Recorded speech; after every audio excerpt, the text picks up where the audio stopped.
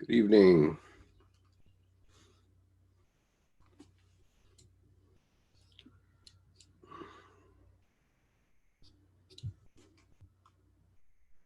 Just get my virtual background back.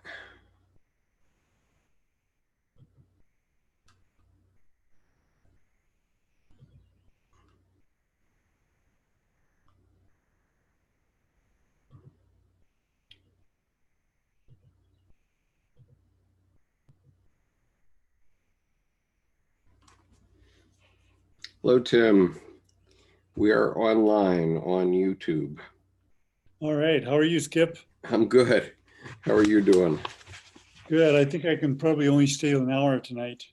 Well, let me just ask you a question Sure. since we're here. We'll let the question go out through YouTube as well and see what you answer. And good evening, Nick. Um, Hi. so what I'm thinking, I finally started to congeal some ideas here, thanks to Melissa's session the other night. And those are ideas relate to the audience for this YouTube channel. About 90% of the audience is young men between 18 and 44 years old. And it seems to me, and I've observed this through the Jordan Peterson material as well, that a lot of them don't know how to start swimming in the chaos. Okay. In other words, Jordan Peterson wants to give them a lot of rules, and yet rules don't do you much good, actually, except Right. for some pretty basic ones like thou shalt not kill. Okay. But even that is a bit of an issue. And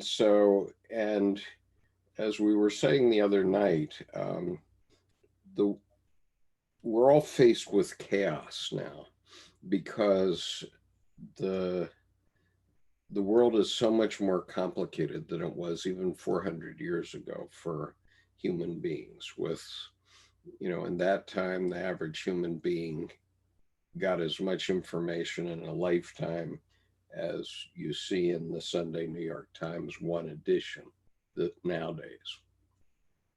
And so that means that life is hugely more complicated than it was even 400 years ago for anyone. Um, and and so it's no wonder that kids are having a hard time, or young people are having a hard time getting their footing and understanding what to do. Um, and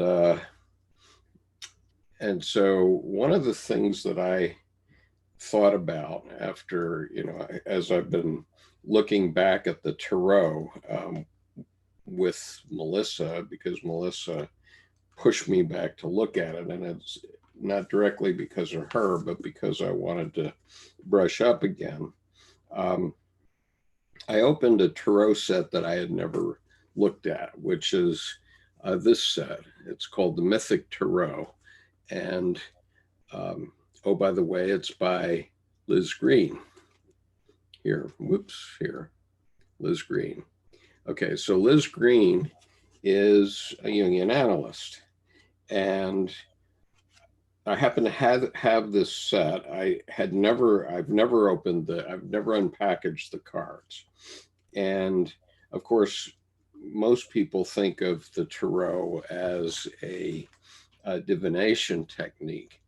But it occurred to me that I started to read Liz Green's discussion in this book that comes with the deck, her deck.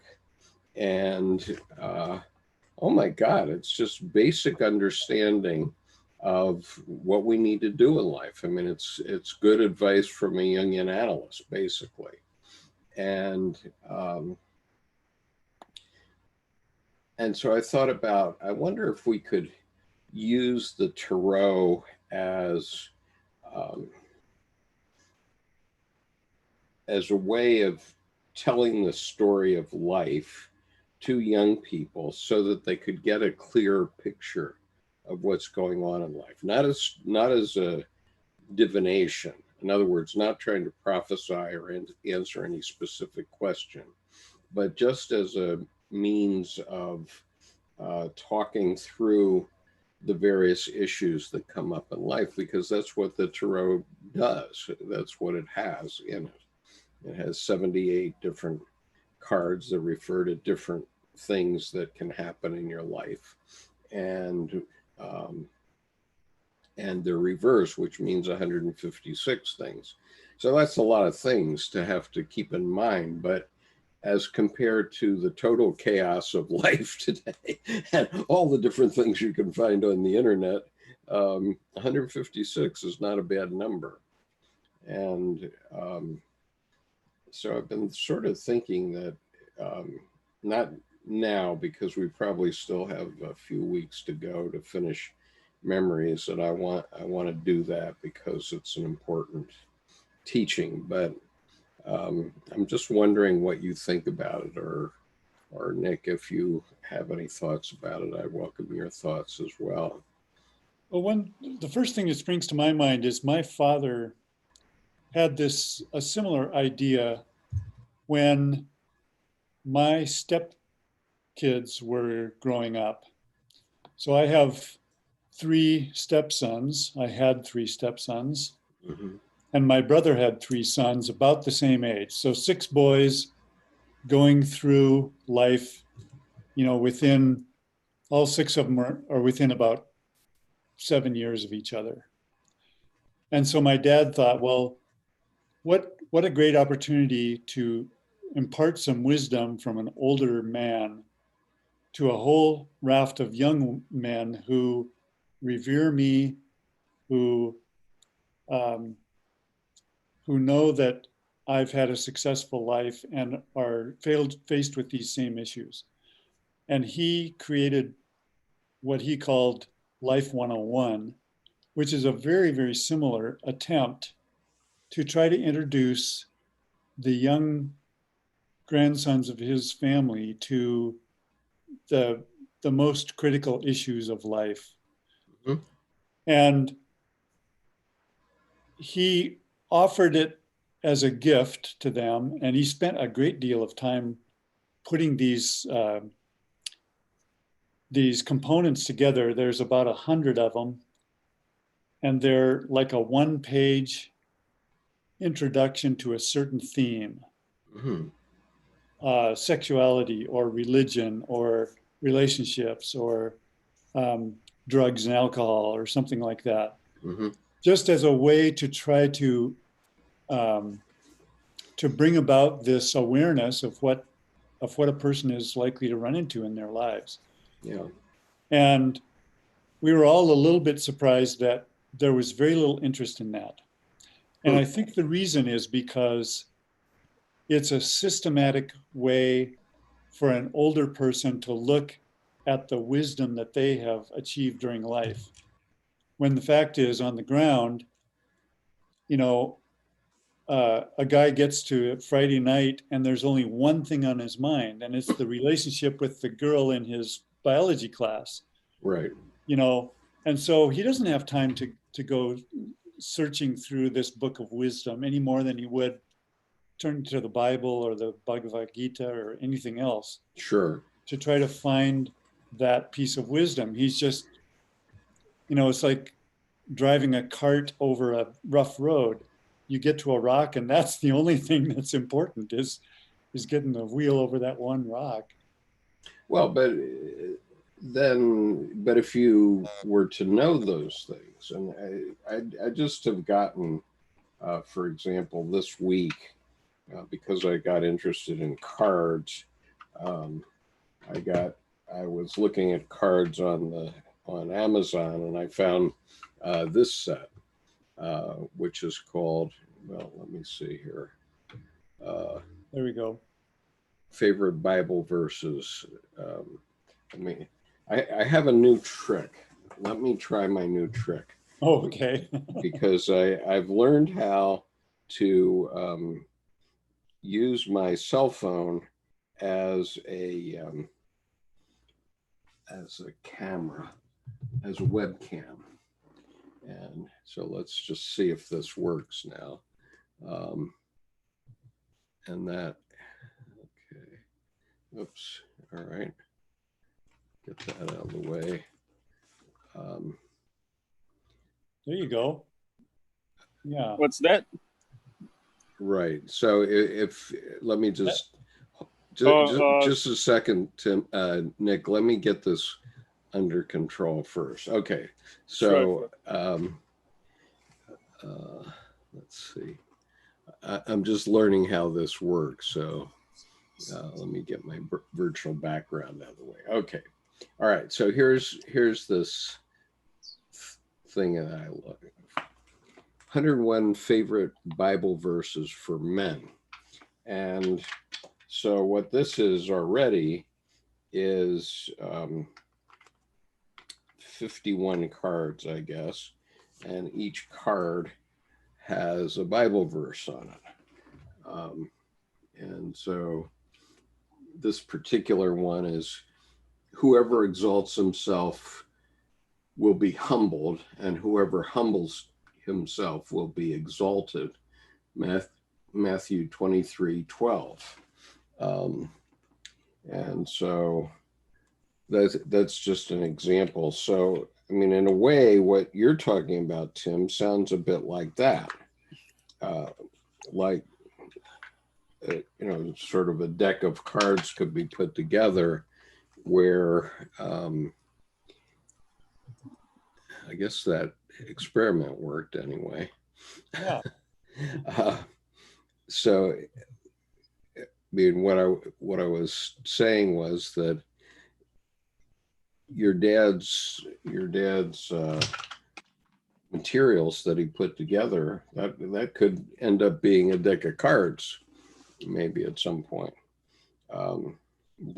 that could be shared, because it's not like you're going to look at them every day, but if you just from time to time take a look at them, they may give you some wisdom. And, you know, obviously, and, you know, it needs to be short and sweet, like what can be contained on a card or in an image type thing that is memorable, right? That's what I'm thinking of.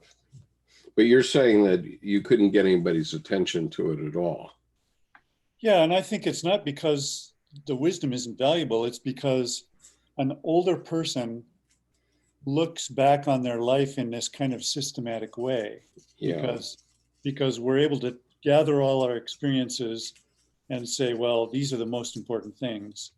Whereas a young person is just kind of banging through life one crisis at a time. And Right. I'm trying to think of my own upbringing and how, you know, I was never really very receptive to systematic learning like that. I would dive into a certain course on a certain thing because I was facing that in my life, or I became interested in a certain kind of creative enterprise. Right. And so I wonder if something like dream images or something that's more personal wouldn't be more effective. Or something like a movie, or something that's a little more dreamy, but shared with the community. I don't know, Nick, what do you think? I hear you, and I agree with that. But at the same time, I do feel that it's that different things. Just stating the obvious, but different things appeal to different youth. So just to in case in point, like Jordan Peterson, even the how he actually started, it was before he was Jordan Peterson. It wasn't even that whole thing about pronouns and all. He was actually writing on Reddit these basically the very basic templates of 12 rules for life. So kind of that kind of rule-based advice and all, which I don't think which is in distinction to what the dreamy stuff you're talking about. But my point is that I think Jordan Peterson's stuff appeals to the young men who are fatherless, to put it very simply, And I think what I was trying to say is that different things will appeal to different youth. However, I'm with you on what you just said, or at least what I get out of it is something that is something that is engaging but it says something, but it's also kind of tenuous, meaning that it leaves room for a certain kind of engagement via the youth seeing in it what they want to see. So in the sense, it's kind of like the tarot. I don't know if that's exactly what you were talking about, Tim. Because when you said about when you gave the example of the old guy who codified his wisdom and laid it down, yes, there's a lot of that, and usually when they distill it, the lessons are kind of universal. But I think to me, why it might not appeal to the younger generation is oftentimes there's this sense of wisdom handed out from above. Yeah. Which might make which like you said will not appeal to that guy who's thinking of his girlfriend on Friday and furthermore, going further, I think when thinking of my own life when I was young and all, when we are young, it's not that we don't need wisdom, or it's not that we're not open to wisdom, but that there's certain kinds of wisdom at a certain level that will be more appropriate. Because the thing about wisdom is, when by the time I turned 30, then I look back at the wisdom that I heard when I was in my early 20s, and I realized, oh wow, it means there's actually this multi-layered meaning. And then that happens, as I go on. So like the kind of wisdom that is just handed down from on high or what. Sometimes it might not have that recognition of the multi-layered nature. Sometimes the wisdom that young people need to hear might actually sound quite quite funny or just more geared to them. Yeah. Anyway, I don't know if I'm making sense, but yeah. Well, it's hard to know how things penetrate. And obviously, young people who are, especially young men who are in their teens and early 20s, do need a father and a father figure to give guidance, even if it's guidance that they ignore, right? But I just want to give you a couple of examples here, because what I'm thinking of is, let's see. Okay, there's different images for different things depending on the deck that you're using, right? And so let me just show you. And so it doesn't, I'm not talking about wisdom so much as just offering guideposts. And so here's Liz Green's, this is a picture of her card for the Chariot. Okay. And what this image means is that you've gotten to the point, and this is image 7 in the major arcana.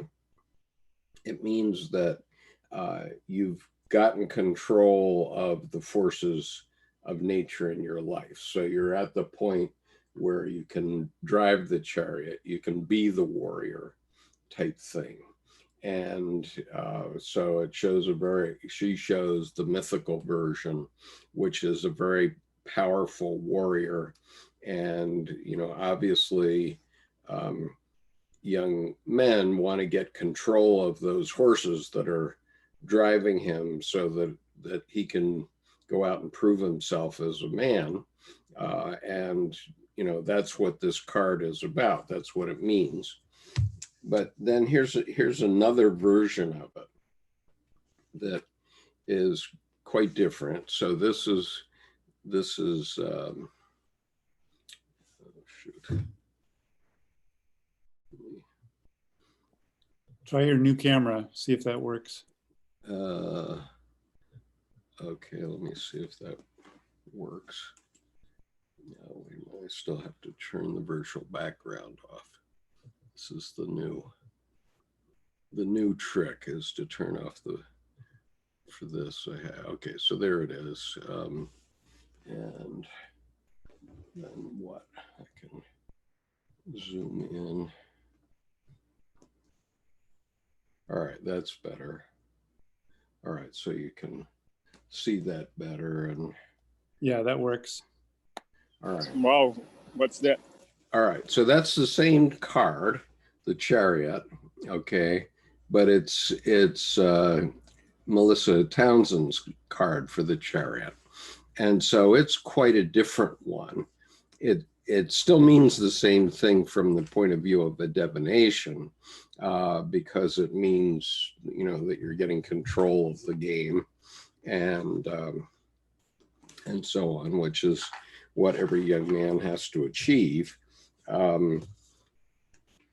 But the image has different meaning. And so what I'm thinking about is not offering specific meaning per se, but to talk about what is the event that's coming up, that's going to happen, and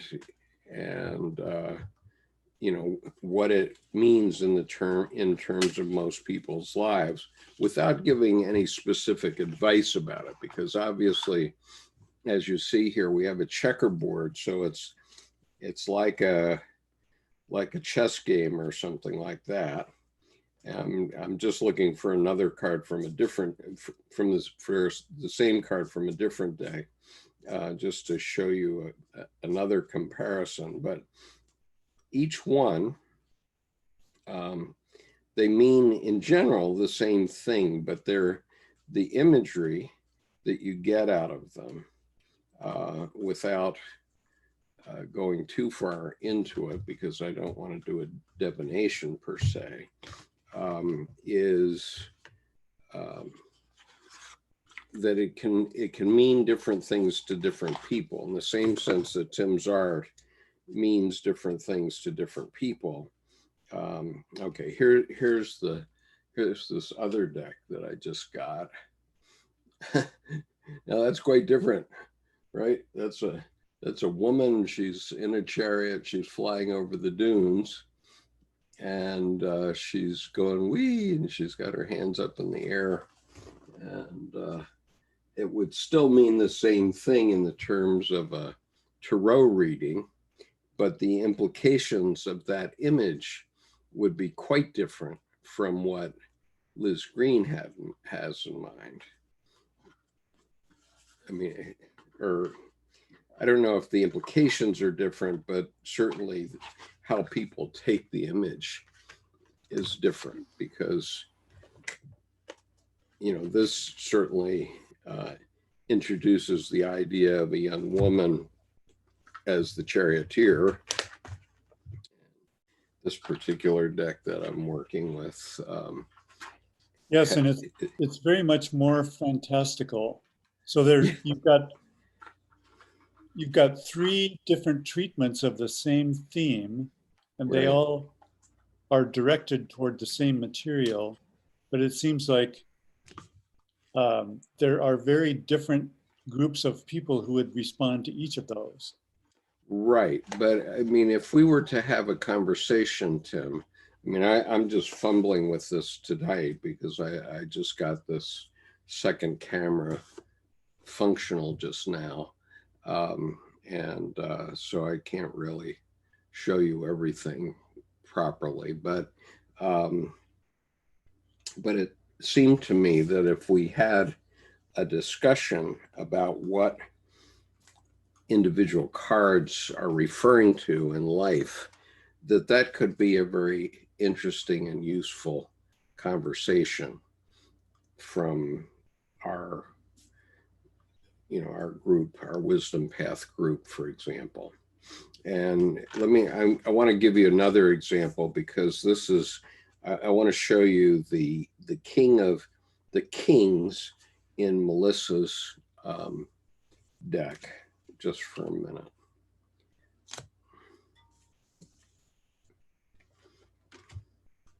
Okay, so here are the kings, and the one on the left is the King of Coins, and this one on the right is the King of Cups. And obviously they're quite different. The king, all right, see, it says the King of Coins, but I'm going to pull that down just so you can see their face. All right, so the King of Coins is like, here's a guy who's made it in the financial realm, and he's pretty self-satisfied and so on, but he's got some darknesses. Whereas the King of Cups is lost in his emotion, and he hasn't been able to get control of his life. And so the result is he's a drinker, and sort of his expression, everything about him looks dissolute. And so, it strikes me that we could have a conversation even about these things from an artistic point of view and what is being communicated. Since the cards really do represent an outline of life, it's something that we could really offer to young people that isn't really giving them explicit wisdom. What it's doing is rather just talking about each event of the 78 or 156 if you count reverse cards, and talking about what comes to mind for us for each of these events. We've all had them in our lives, it seems to me. I know I have. And I'm sure, Tim, you could talk about how you're reacting to these expressions on these guys' faces, for example. And, right, that sort of thing. I mean, and obviously there's Kings of Cups and coins in both, in all the decks, and they all are different, right? So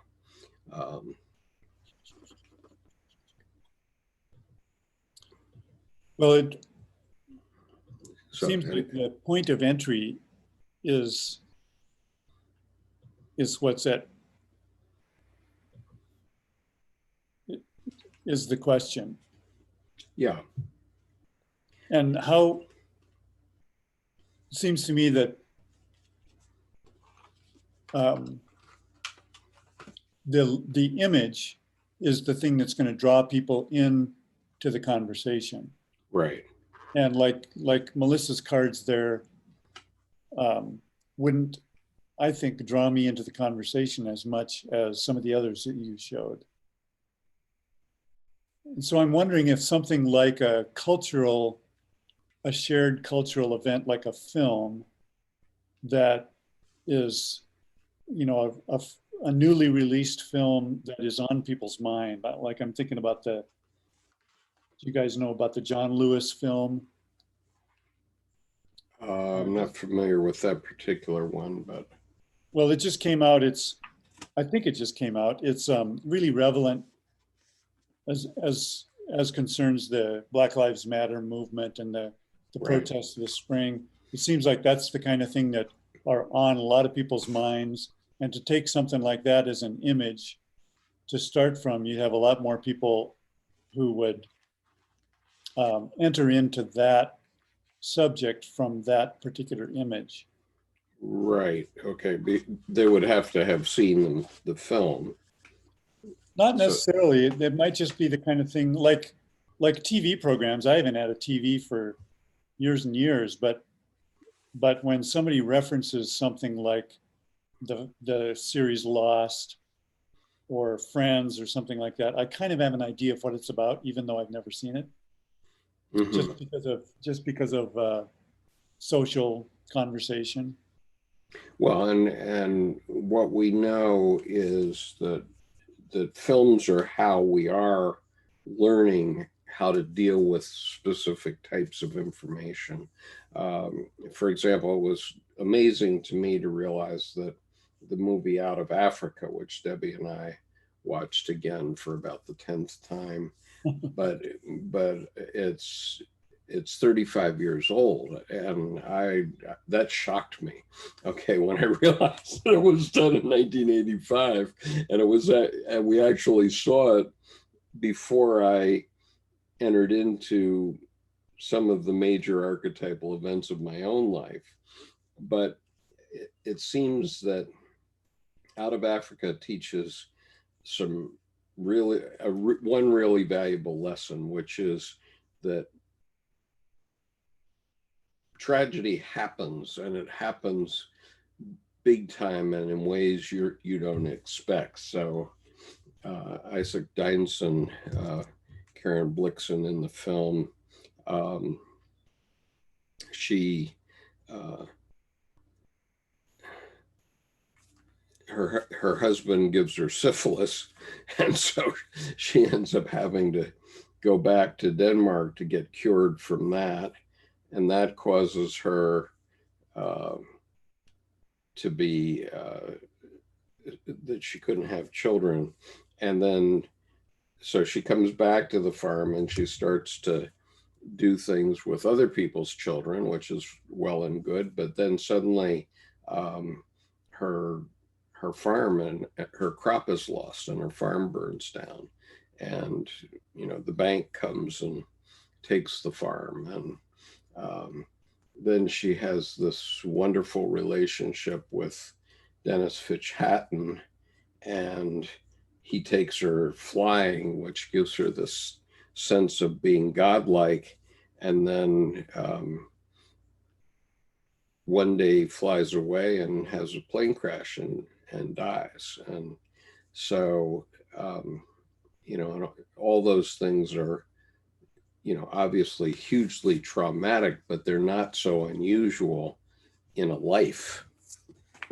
And so one could talk about those sorts of events, as a way of preparing young people for what life is really like. I mean, after Cinderella gets the gets the slipper, she doesn't.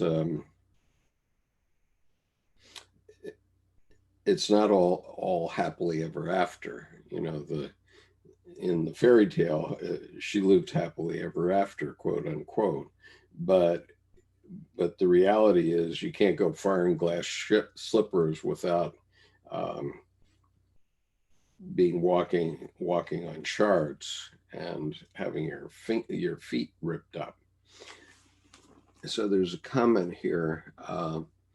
Jacob says, "Hey Skip, that's a really good point about the internet giving us access to an abundance of information. I grew up in the internet era. I find it difficult to find an intellectual, personal, moral foundation and sense of solidity.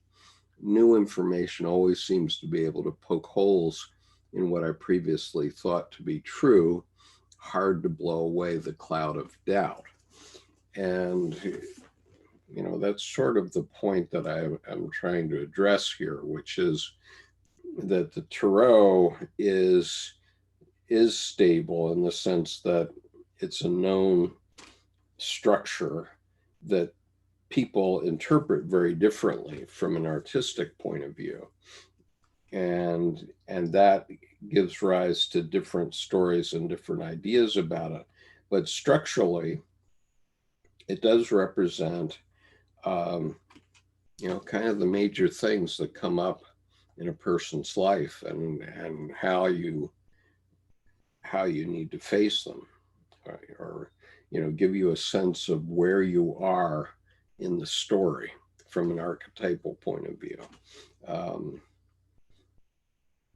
By tradition, the major arcana are archetypes, and the minor arcana are sort of events of life, but the events of life of the four suits basically are the four functions that Jung talks about.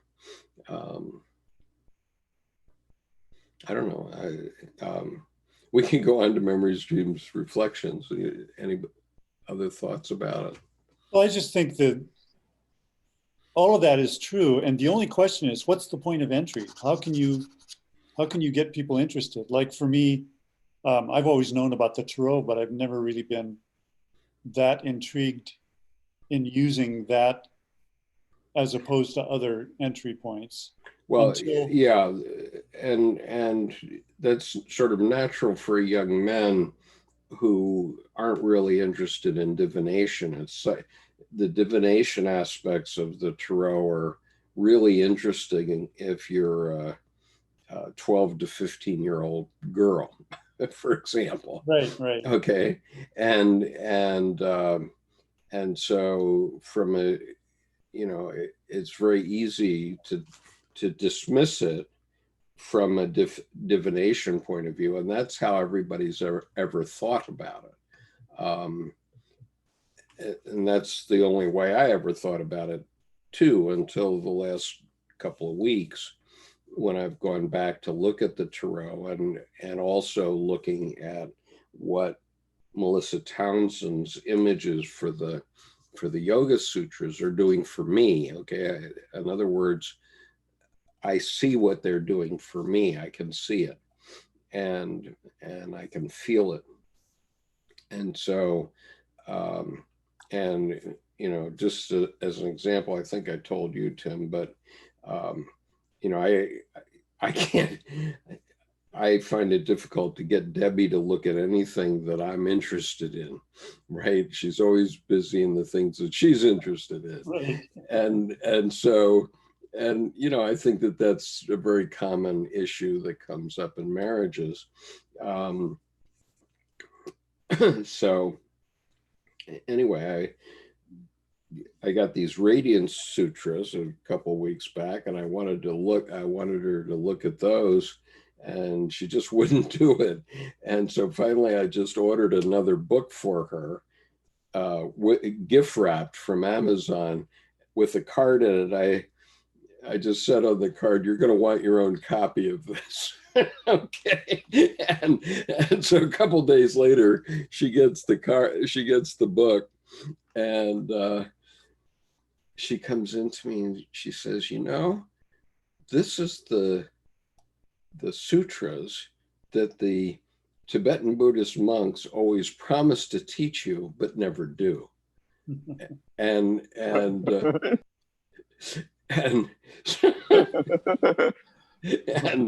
and so, because they're tantra, Nick, just so we're clear, these are tantra sutras, and so so the Tibetan Buddhist monks always promise to teach them, but they never do teach them. And so anyways, she's suddenly interested in it. So not only she had that book, but Lauren Roche had written another book, which was called Meditation for Women, which he wrote with his wife. And she ordered that. She didn't even mention it. She just ordered it and got that and was reading that. But then I was having this experience with the Yoga Sutras of Patanjali that Melissa worked on, and again she wouldn't look at it. and so finally I said, well, I really think you ought to just page through this, and because Melissa's going to be in our conference. This was on Saturday, And about noon on Saturday, 10 hours before the session, I said, you really ought to take a look at this, just page through it, and see if it might interest you. And oh my God, she came to me and she said, oh, wow, I really want to talk to Melissa about this, and she's going to be on tonight, huh? So for the first time, she's coming to me and saying, geez, this is interesting. And so she did appear, which is the first time she ever appeared in any of our sessions. And then yesterday noontime, which was 12 hours later, she said, well, I ordered my own two of the books. I ordered the two books for myself because I want my own set. And it's not like it's hard to share around here. There's only the two of us. Right? Oh my God, she sounds like my ex-girlfriend. No, really, really, man. She's my ex-girlfriend was very interested in different things, and we would have exchanges and all, but it will go this way. It will go exactly this way. It's only when she gets the spark herself, and sometimes it can come from me, but it'll come from me, and she'll not that it's about credit, but she'll just forget about it, and suddenly it'll become her own thing, and there'll be this demarcation line. Hey, this is my thing. It's quite funny. Yeah. So anyway, one of the ways into this, Tim, you asked how you enter it. One of the ways into it is for me to just read, and I think I'd probably do this not in a group session, but just directly. I would read Liz Green's introduction to the tarot and talk about the cards that she's going to talk about. And then what's interesting is for every suit, she's picked one of the major myths of Greek myths mainly. And so, for example, for the suit of wands, she picked Jason and the Argonauts.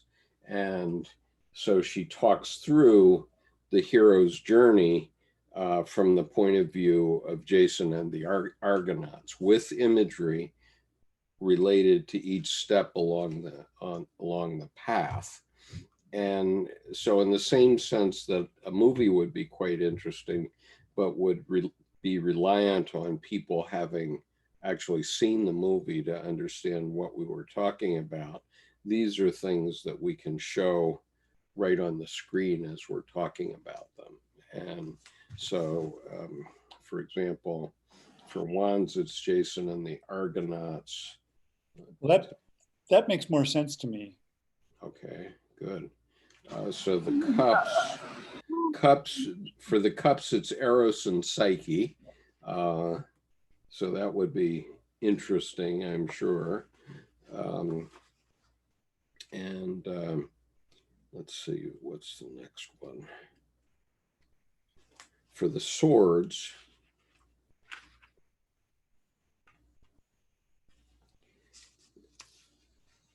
is the story of Orestes and the curse of the house of Artemis, which might in fact also have that story that you did the painting of. Artemis and Actaeon. Yeah, Actaeon and Artemis. And then the Pentacles is the story of Daedalus.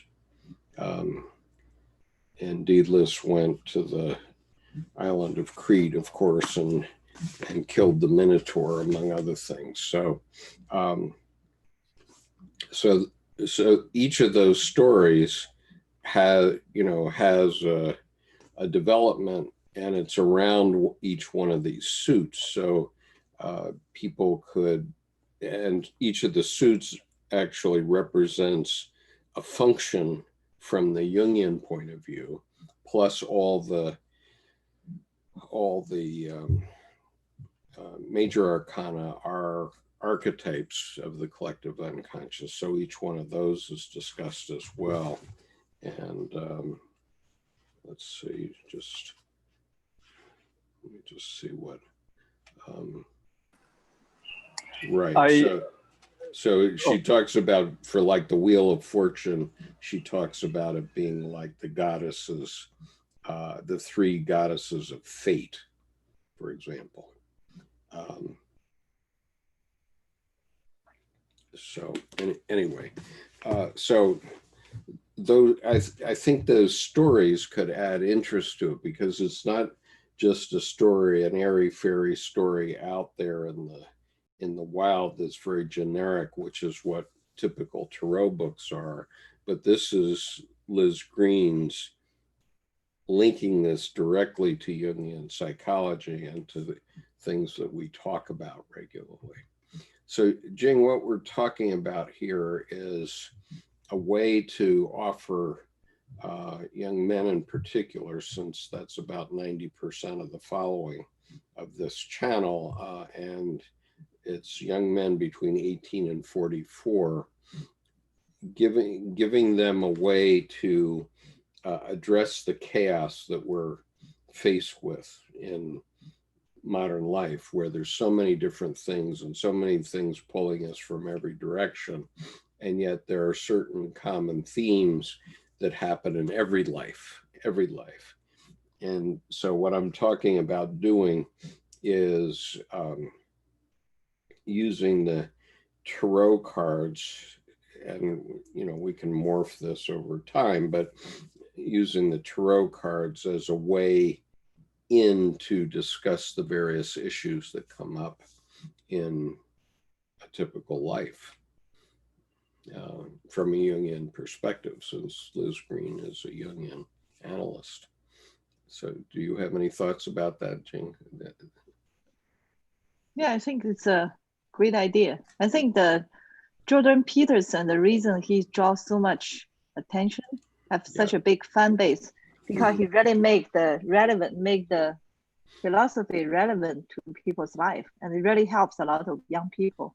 Yeah. Because the religion, I think, lost its base, so people can't get lost. Yeah. It's religion based, but it's not just religion. Yeah. Yeah, I mean, religion in the past provided this stability, of course. Yeah, exactly. Because as you came along in life, you had a stability from the religious, from whatever religion, which told you what you needed to do. And yet that's lost when people lose faith in the religion.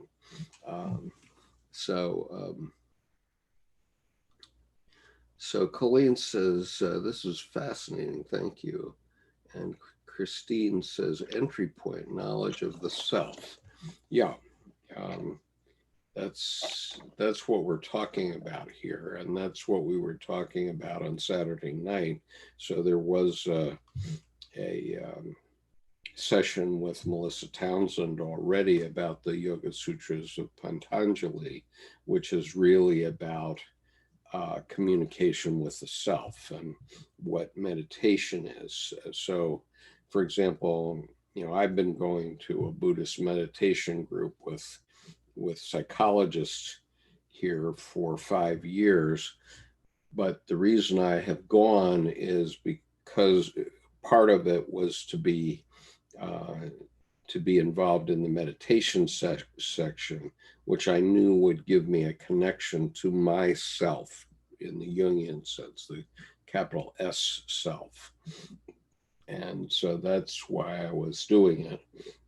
And so that's relevant to the Yoga Sutras, where nobody's asking anybody to believe in anything per se. And in the Tarot, I'm not suggesting that we present these as a divination in these teachings. It's not a divination. They can be used as a divination, but the point is that they really tell the story of a normal life, and they have done for hundreds of years. And so in terms of young people who are trying to get a firm footing on where they are in all this chaos that's sloshing around all the time these days, it can be useful. At least. I think if I could say something, Skip. Sure. Yeah, I mean, I think just actually going by what letting what Tim said quite a bit earlier on take the lead, right? Okay, so for example, something like what he said, I forgot the name of the movie he mentioned, the one he said had the Black Lives Matter thing. Yeah, I think that, okay, so that is something that's obviously in the collective sphere now, and it's definitely an activated thing. I think that things are so so pervasive and so hyper real now that you could literally pick a card from any deck. I mean, you'll have to decide which card it is. I don't mean at random, but pick a card or some part of the tarot, or maybe 3 cards, and just read off the cards straight into the movie. That means, straight into the events of the movie, and that could be a mode of talking about events that is going on right now while simultaneously talking about the tarot. So meaning that, for example, and I'm just making this up offhand, I don't even know what the movie is about, but let's say the charioteer thing, then you could start off by saying, okay, so this guy in the movie, he's the charioteer, and he's facing this, this, and this. And so it's almost like you're superimposing the tarot directly onto the movie and vice versa. And I think that can be a kind of simultaneously storytelling as well as apprehending what is factually going on around now. Yeah, that might be very good. I'd be reluctant to talk about the documentary on John Lewis because it's so inflammatory. Okay, yeah. I don't know what it's about. Right? Yeah, correct. Okay, John Lewis is a famous Black activist, now a congressman, who is a great man. There's no question about that. But what we're doing on this YouTube channel is trying to talk about psychological development in life, and so I have to try to keep it away from too much politics. And John Lewis is right up to his neck in the politics, of course, because he's been a Black leader since the 60s. No, definitely. I'm totally with you there. And in fact, like I would personally, I would prefer to leave political stuff out of it, because it would, it's so easy for it to suddenly derail into things, and we lose the point. But I think in line with your purpose, which is to, for lack of a better word, that deeper level of our lives, which is deeper and yet once at the same time, it's ever present, and bringing them out into the open. Yeah. So your point is well taken, in the sense that as I think about how to go about this, if I'm going to talk through the major arcana, for example, I can think about, okay, what movie have I seen that has the magician in it, okay, or somebody who looks like the magician, or somebody who looks like the fool, and we could talk about 2 or 3 movies in conjunction with the archetypes that's presented by the tarot cards and the imagery, and I think that could be quite interesting and engaging for people. If there's anybody on the YouTube following here that wants to put any chat messages with comments on our conversation here, please do so. So Tim, you came back. Did you have want to further discuss that one? I had visitors, but I'm gonna have to go here anyway. Sure. Okay. Anyway, it's an idea. It's not something we're going to do instantly because I want to finish memories first, and and so let's give it some thought and think about how we could um, sort of stir into this thing maybe some imagery, uh, some artistic approach to some of these ideas, as we are with the Tarot, but you know, you might have some some artistic ideas too about how we talk about these various things that, you know, just seems to me if we could offer people some hooks over the next 6 months, okay, we could offer a series of lessons where we're we're offering some memorable hooks that people then, as they've listened to them, can be living out their lives and all of a sudden think, huh, these guys talked about this back on this video. I want to go back and see what they were saying, type thing. Well, another idea is to maybe try a few different things and see if one of them really resonates with people. Sure, sure, absolutely. Um, and the reason I like this, though, is I really like what Liz Green has said in this book. And so we'll progress with that over time. But anyway, let's go on to memories, and Tim will let you go to your guests, and I'll continue on with our discussion of memories, and hopefully, and by the end of the summer, we'll be finished. All right, thanks, you guys. Okay, take care. Okay, so we are on page 345 of Memories, Dreams, Reflections, which is, let's see if I can get it at the right distance. Okay, Memories, Dreams, Reflections. This is Dr. Jung's memoir, basically, but it's a memoir of his personal psychological development. And we've been talking about it since about March. And the last chapter we're in, called Late Thoughts, is just filled with very rich ideas about Jungian psychology and about life in general.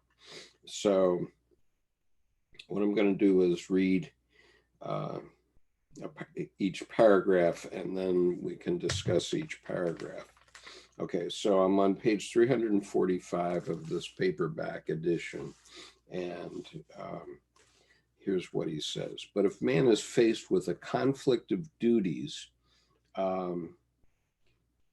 undertakes to deal with them absolutely on his own responsibility and before a judge who sits in judgment on him day and night, he may well find himself in an isolated position. There is now an authentic secret in his life which cannot be discussed, if only because he is involved in an endless inner trial in which he is his own counsel and ruthless examiner, and no secular or spiritual judge can restore his easy sleep. If he were not already sick to death of the decisions of such judges, he would never have found himself in a conflict. But such a conflict always presupposes a higher sense of responsibility. It is this very quality which keeps its possessor from accepting the decision of a collectivity. In his case, the court is transposed to the inner world where the verdict is pronounced behind closed doors. So does anybody want to talk about a conflict of duties?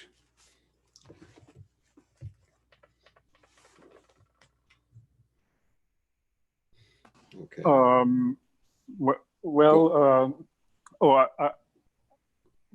just listening off to that, I guess for me, the way I see it is we'll have our daily lives, and what we generally know about ourselves and about other people, and included in there all everything like life is about, and the duties that we have to everything, our families, our friends, our spouses, the state, the community that we live in. But at the same time, I think what he is talking about in there, because this word secret was used, and then there's the inner trial, is that there comes a point when we develop in a certain way, we make contact with a certain something, and we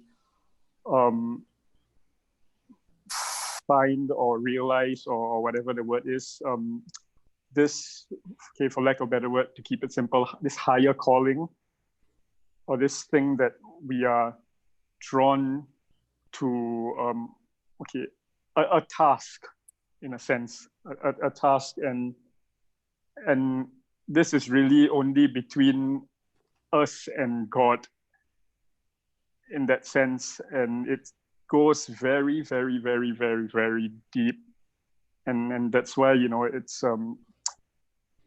everything that I said before that has to do with normal everyday life, that is actually outside of this, even though we are made up of all that, but it's really between us and ourselves, and then so it's about that task, or that interfacing with that task, which is the self, and dot dot dot.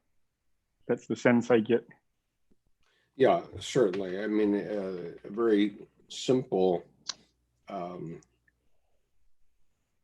what I will share is a piece of advice I give to every groom at a wedding. I don't necessarily give the same advice to brides, but it applies to brides as well, which is, in people are tempted to have love affairs. Okay, that's pretty standard out there in the world. We click our tongue about politicians, famous politicians who get caught, but the reality is that they're only the tip of the iceberg, and it happens all the time, one way or another. And because people run into other people of the opposite sex besides their spouse, and they get tempted, and the other person gets tempted, and it could be that both of you are married to other people, and so the advice I always give is, if this happens in your marriage, just keep it a secret. It'll be better to keep it a secret. But if it becomes public knowledge, then it becomes a big problem. And of course, we have 50% divorces as it is. So, obviously it isn't kept secret a lot of times. And when, there are all kinds of consequences to that conflict of duties, a duty to your spouse, and your oath that you took at your wedding, and also a duty to yourself. Yourself is saying, "Oh, that's the one." It's not this woman you married, but this one over here. That's the beautiful woman, and maybe you ought to go talk to her, and vice versa. I mean, it takes two to tango, so it happens by both men and women, and whether married or not. And so obviously that's a conflict of duties, and how do you deal with it? And when my first wife and I were separating, we went to a marriage counselor 5 times, and he's, I, you know, I was going crazy because he was only asking questions. So he was trying to draw us out about where we were, obviously. But I, being a very logos oriented guy, I didn't really like that approach. And so I said, well, how does this come out? And he says, I don't know. He just keeps asking questions until you decide for yourself how it's going to come out. And so that was his approach to therapy. I don't happen to agree with his approach to therapy, but nonetheless, that's the argument that's going on in the psyche, which is, you know, you're a bastard because you're having a love affair, or wow, my wife hasn't understood me, and so there I'm going to, get a little solace somewhere else, but I'll stay responsible for the kids type thing. And so, as Dr. Jung is saying, and we'll say in the next page or so, eventually the judgment is reached, and and and this internal fight that goes on, this internal trial between your defense counsel and your prosecutor gets resolved, and the judge decides. And so, does anybody want to comment on that, or do you not want to touch it with a 10-foot pole? Yeah, I want to say something because recently I just learned my previous coworker, she got divorced. This was a big shock to me. But anyway, so, and she told me actually it's very shocking. The husband cheated on her for 5 years. She has no idea. And she was busy with 2 kids, young kids. They're like Wow. elementary school, like kindergarten, 2 kids. And I know the husband, he's second generation from Taiwan and the only kids. So I think he need a lot of attention, I guess. So anyway, so I just found actually the kids suffers a lot through this process, so it's because they have 40-60 split, and then the husband never did any housework before. So now he has to take care of the kids for 40% of the time, learn how to cook. It's a big learning curve for him. They're staying together now, or what? No, they have separate locations, so the kids spend at different times with each of them. Mm-hmm. And I always think it's a bad idea. I talked with my husband, said, like in America, I know a lot of people divorce. And I said the kids should stay, parents should move around. So I think it's unfair for kids to live very unstable life, right? I think the husband and wife should take care of the kids. Kids should stay in the same location. And it's a school, it's easier for them to go to school, all this stuff. It's much more stable, like environment for kids. Yeah. But now they like the kids going to this house for 4 days, that house for 6 days. That's horrible. Yeah. Well,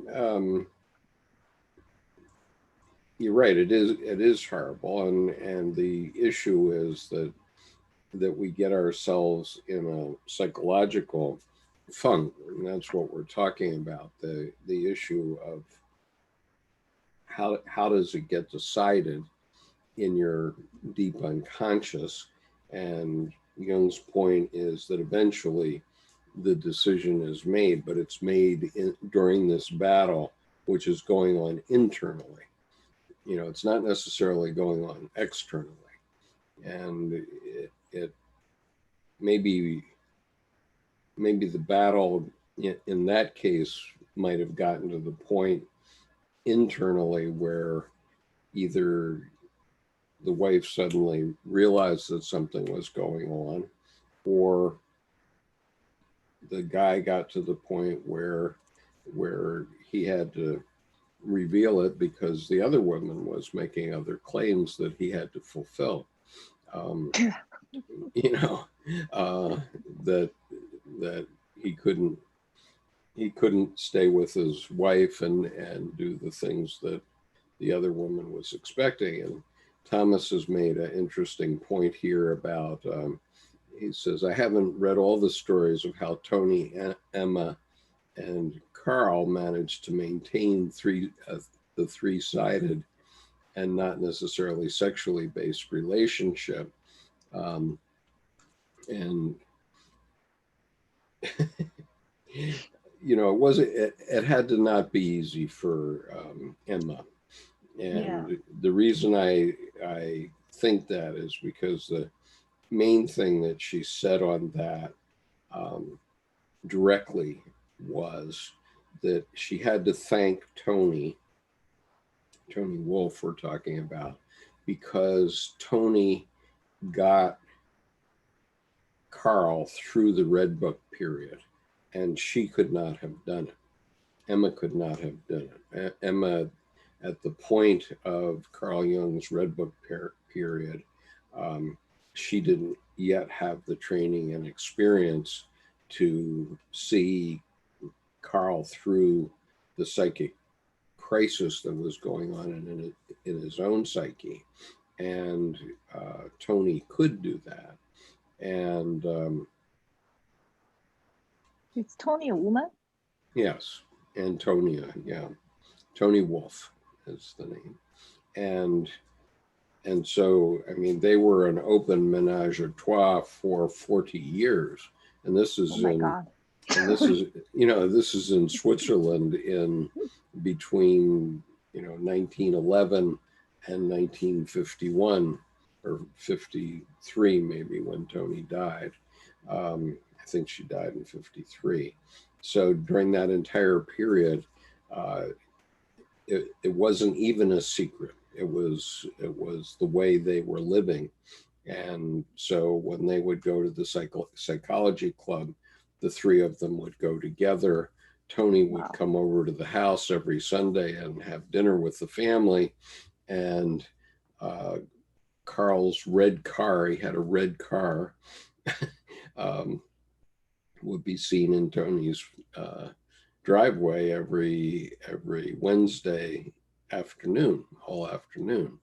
And they never tried to hide that they had a relationship. Of course, people didn't have cameras in those days, so nobody knew exactly How old were their kids then? Well, I mean, they were fairly young.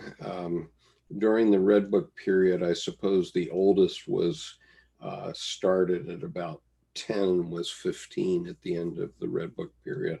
But they had 5 kids, so there were some that were considerably younger than that.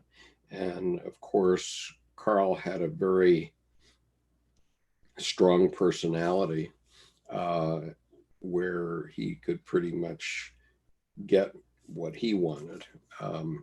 And Emma went along with it, and she did it for many reasons. I mean, you have to understand that Carl first saw Emma when she was 14, and he saw her because he was Emma's mother had been Carl's nursemaid at one point.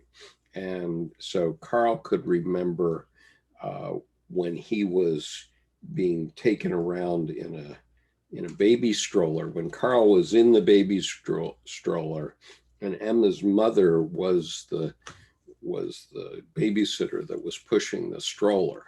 Okay, so that goes back to the time he was 2 years old. But then when he got up to when she got up to be 14, Emma's father had syphilis. And so Carl, for family old time's sake, was going to visit Emma's mother like every week because her father was there in the house, and he was treating the father as a doctor in a confidential manner. And this was mind you, this was the richest man in Switzerland at the time. Okay, so he was the founder of the IWC watch company, which is what, still a mainstay of Swiss watches, and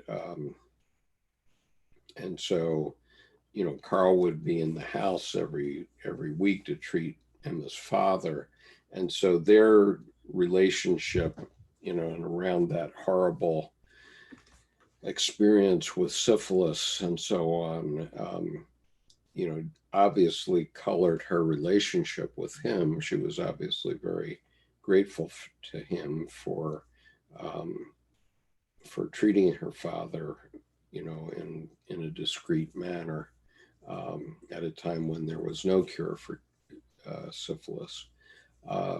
So anyway, Nick says, I'm sure it wasn't easy. I think Emma might have busied herself during this period with her researches into the Grail legend. I agree with that, Nick. And Thomas says, there's a book called Out of the Shadows, The Story of Tony Wolfe and Emma Jung by Elizabeth Clerk Stern. Yes, the openness of the relationship was what was always astounding me. Perhaps the pair bond is not the end all be all, summum bonum. The talk about the sanctity of marriage brought up this memory of the triad. Yes, obviously. Yeah, I think it's not an equal relationship. Emma and also the Carl Jung. I think I'm not sure if you know about Louis Kahn, the famous architect. Who is it, Louis? Louis Kahn. Louis Kahn actually. Oh yeah, okay. His son made this movie, My Architect. His son actually is also from outside marriage, mm-hmm. And the mom is a landscape architect. So he's a lover on the side for many, many years. Mm-hmm. So he also become architecture professor, and he made this movie about Louis Kahn. So I think actually a lot of famous people, they maybe have too big a personality or too big an ego, so and they're very attractive to women somehow. It's very funny. The son's mom never married, and have an affair with this Louis Kahn, and he, until the day he died, he still was waiting for him to come to her. Pretty interesting. I think a lot of relationships not very equal. That's why I think I really admire Kant and Simone de Beauvoir, even though I think their relationship is more equal, so it's like they can both have their own relationship, but they still, respect, and, it's more equal. A lot of time it's not equal. That's why it's like two person combined one person. Right. I really don't think it's ideal relationship in many ways. Yeah. Well, it's not an ideal relationship, obviously, and it causes this conflict of duties that Dr. Jung is talking about here. And then obviously the spouse who knows has the same conflict of duties. Do I leave the marriage, or do I just go along with this? And of course, the stories in history of famous people are very common, and so we have to assume that they were also going on in the common people. But I mean, even the very famous one is Winston Churchill's father, who had been touted as a prime minister of England at one time, Lord Randolph Churchill. And on the night before his wedding, he was taken out on a bachelor party. This was in about 1871. And his friends thought it would be fun and funny to take him down to the red light district of London, which they did. And they put him with a prostitute. And so then the next day he was married to Jenny Jerome, who was this American socialite, and um, and then 3.5 weeks later, his syphilis showed up. Okay, well, by that time, Jenny Jerome was already pregnant. And so Winston was Jenny Jerome's child that was conceived between the wedding night and the time the syphilis became apparent. And so she never had sex with him ever again, Lord Randolph Churchill. But he had syphilis, and so it was incurable in those days. And so the result was that he literally lost his mind, and there's stories of him behaving like a rhesus monkey on the dinner table and things like that. And ultimately he died at the age of 46, although he had been touted to be prime minister. And so and so then his son was Winston Churchill, okay, who was this incredible, first of all, incredible warrior who, a typical British Army officer. Winston went to Sandhurst, which is the British equivalent of West Point, and so he was a genuine Army officer. But in the British Army, it's normal for an officer to stay with the same regiment throughout his life and not move around, so that you really know the other officers in the regiment, and they would have their own clubs, and they would bring up their own group, and they would always be together. And so it's normal to be in only one regiment, but Winston Churchill served in 9 British regiments in his career. And so, among other things that he did, he participated in the last cavalry charge in the history of the world in Sudan in 1898, and he was wounded. And then he had been he came back from that and started to write stories, which became very popular. And so he was soon elected. Then in 1903, he got involved in the Boer War and went to the Boer War as a correspondent, but was captured. And so he was a prisoner of the Boers, who were the Dutch residents of South Africa, not the British residents. And he escaped, and he escaped from 350 miles behind enemy lines.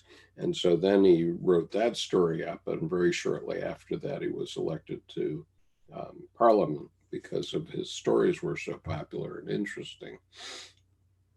And he had also written stories from Afghanistan. He had been up in Afghanistan on the Khyber Pass and Pakistan, where the issues were pretty much the same as they are today. But he became a politician, and so the result was that he was appointed First Lord of the Admiralty during World War I, and he got sacked after Gallipoli, and he went back in the Army, and by then he was a lieutenant colonel. And so he went to the First World War and served 10 months in the trenches in the infantry and was a battalion commander. And so he really, was an amazing person that was created out of this marriage that was destroyed from the beginning, right, by carelessness. And and Jenny Jerome became well known as a woman about town who was running around with everybody under the sun, but not her husband. So anyway, all those issues come up. I'm just looking at Nicole's made a couple of comments here. She liked my showing of the two kings, I guess. And she says, how does time wind backward? It's more than synchronicity. It's some other phenomenon.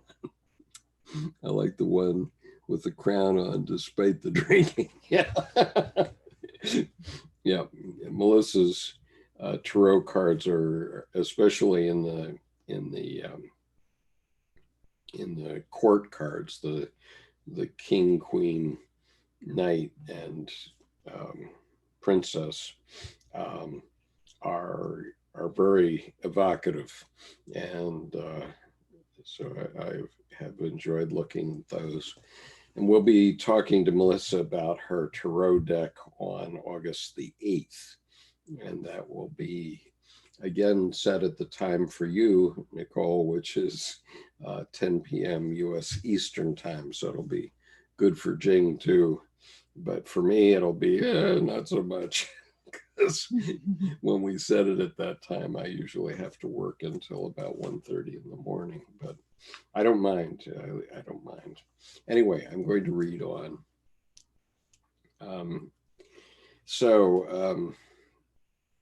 So he's talking about the conflict of duties, and he says, once this happens, the psyche of the individual acquires heightened importance.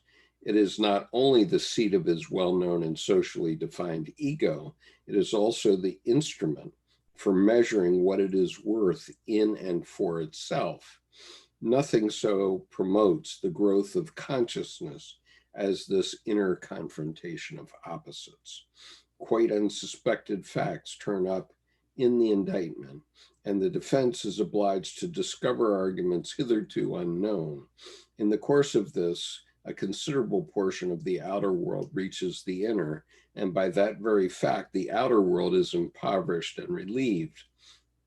On the other hand, the inner world has gained that much weight by being raised to the rank of a tribunal for ethical decisions. However, the once unequivocal ego loses the prerogative of being merely the prosecutor. It must also learn the role of defendant. The ego becomes ambivalent and ambiguous and is caught between hammer and anvil. It becomes aware of a polarity subordinate to itself. So what the point is that when you get into a major conflict of duties, which ultimately leads to a secret, you're having this battle going on in your psyche, but it's also making you much more conscious. And because it's going on internally, the people externally are sort of relieved. So maybe Carl was having that inner battle during those, especially during those Red Book years, and that probably relieved Emma of having too much trouble with him during that time, I suppose. Who knows? Yeah, I think the marriage and the individual, ego is really a huge conflict, So Sure. and also the kids, I think I remember Plato, somebody mentioned, if the society should raise the kids, then people can really be free to be themselves. That's actually, Yeah. because my friend just shared with me, China just finished the high school go to college entrance exam, which is huge, big deal in China. Uh-huh. And after exam, there's many couple divorced right after exam. They finally made their kids go to college. Then they all go to the court to fulfill divorce. Pretty funny. Yeah. Go ahead, Nick. No, just what Jung just said, right? I mean, we all know that's what happens very often, right?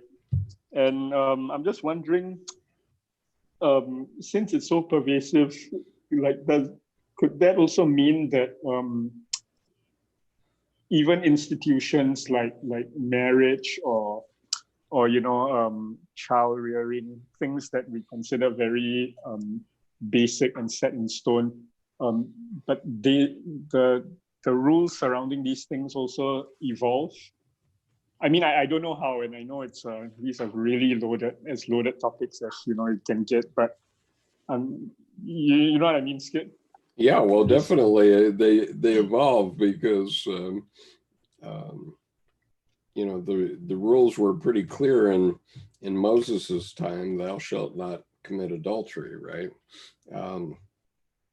But that the fact that was one of the rules that came off Mount Sinai also means that there was a problem even in those days, and in the end, the individuals involved have to work out how to do it, and so that's the shortcoming of logos. Okay, the logos is very clear. You shouldn't cheat on your spouse, and etc. And if you get run into court, you might lose a case, for example. But that doesn't stop people. Okay, and so that's my point about the logos versus life. You can have a rule, but everybody will ignore this rule, or a lot of people will ignore the rule, maybe more than half in that particular case. And if you think you follow the thou shalt not kill rule, then you haven't been to a grocery store lately, because the Buddhist story is all life lives on other life. And so everything that is at the grocery store was once alive, and everything that you eat was once alive. And so, we're all killers one way or another throughout our whole life. I mean, how many chickens have you eaten? How many fish? How many cows have you eaten? Depending on who you are. But my estimate on cows for myself, considering that until I was 65, I was a beef eater. And the only reason I stopped eating beef was because I became allergic to it. And so if I didn't stop, it would have killed me, but I haven't touched anything beef, pork, or lamb for 8 years now, mainly, but only because I was forced to stop, not because I wanted to stop, or not because I was moved to be a vegetarian. And the fact is that I still do eat tomatoes. And if you're a vegetarian, you might not have ever heard a tomato scream, but the reality is that all life, including those tomatoes, live on other life. That's the reality of life. And so the thou shalt not kill prohibition from the 10 Commandments is all well and good, but we all ignore it every day of our lives. So it's only honored in the breach, so to say. Okay, so Jung goes on, by no means every conflict of duties, and perhaps not even a single one, is ever really solved, though it may be argued over, weighed and counterweighed till doomsday. Sooner or later, the decision is simply there. The the product, it would seem, of some kind of short circuit. Practical life cannot be suspended in everlasting contradiction. The opposites and the contradictions between them do not vanish. However, even when for a moment they yield before the impulse of action, they constantly threaten the unity of the personality and entangle life again and again in their dichotomies. So very simply, my story about the grocery store applies. You know, you can say, oh, I'm not going to eat anything anymore, but once you get hungry, something beyond your conscious will may make you eat. And so that's sort of the conflict of duties. Thou shalt not kill, but oh, by the way, if you want to go on living, you're going to have to kill.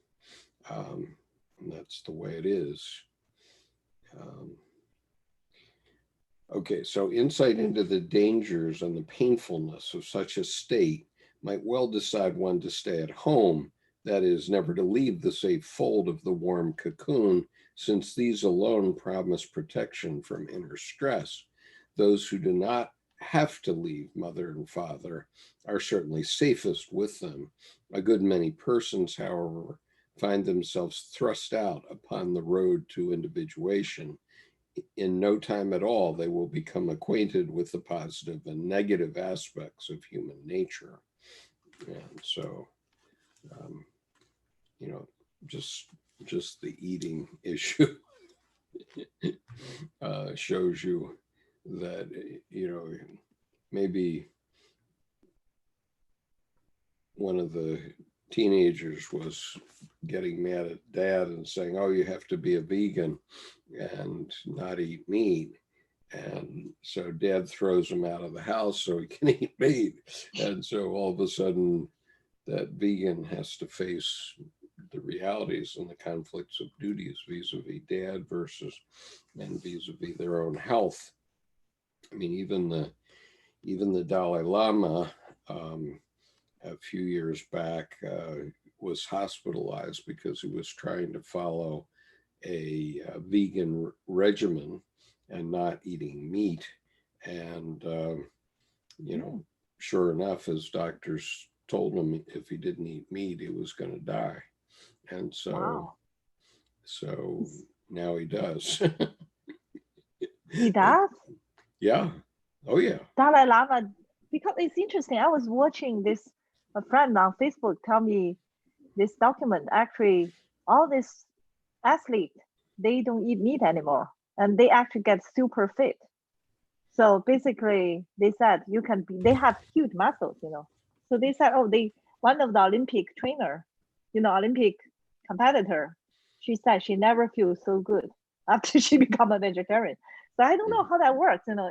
Well, you know, I don't know. And keep in mind that the Dalai Lama is now 85 years old. Oh. And so, you know, it's quite different for an Olympic athlete and an 85-year-old man. So yeah, but I can't believe he eat meat, because I know all my Buddhism friends, they don't eat meat at all. And they heard I'm going fishing. So, oh, you can't go fishing. You can't kill fish. Well, I know a lot of Buddhists don't eat meat, but then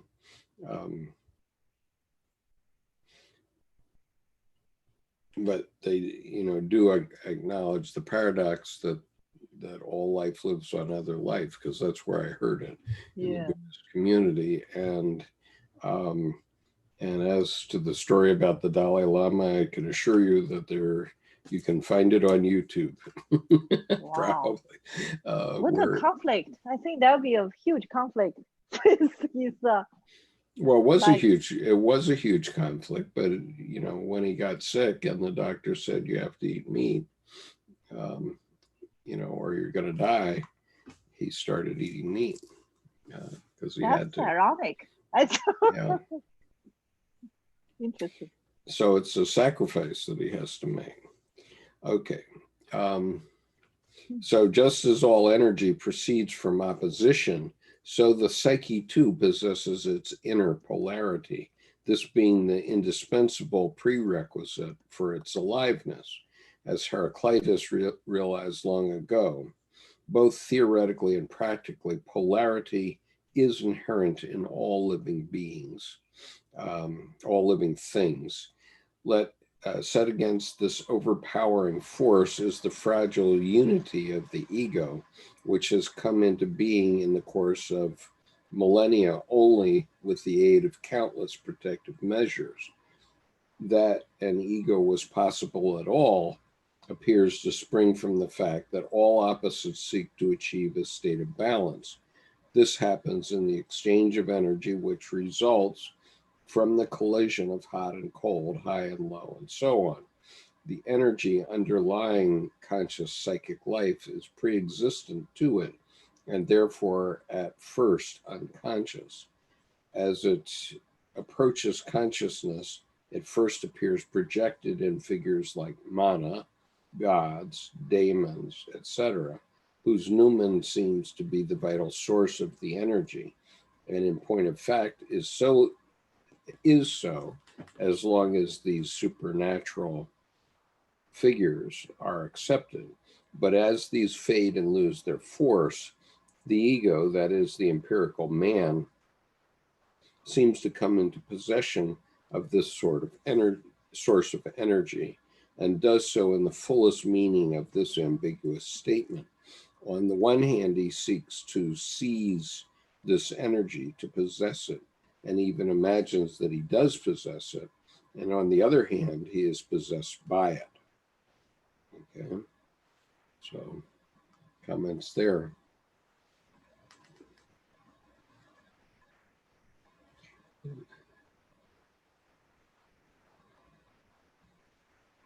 So Neocortex 404 asks, what is the correspondence between the number 7 and the psyche? And I have to say that I do not know. It may relate to the 7th stage of consciousness, but Murray Stein has recently just written a book about this, which I think I ordered today.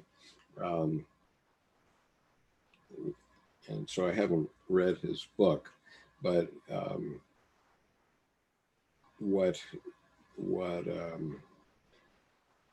Murray Stein was talking about in Map of the Soul, which is the basis of the BTS album 7.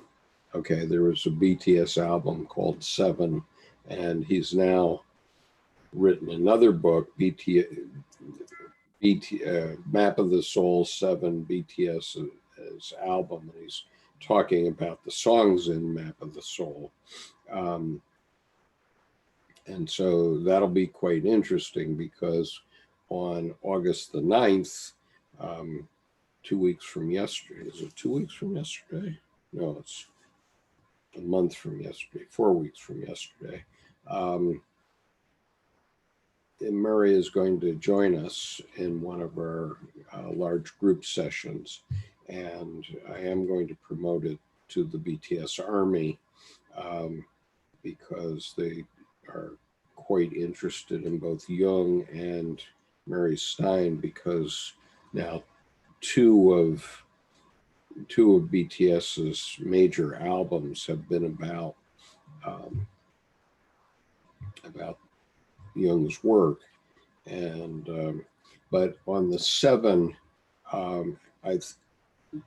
when Murray Stein is talking about stage 7 of consciousness, he's talking about the Kundalini.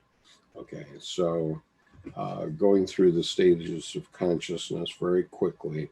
Stage 1 is participation mystique. When you're born, you're a wild animal. You don't know anything.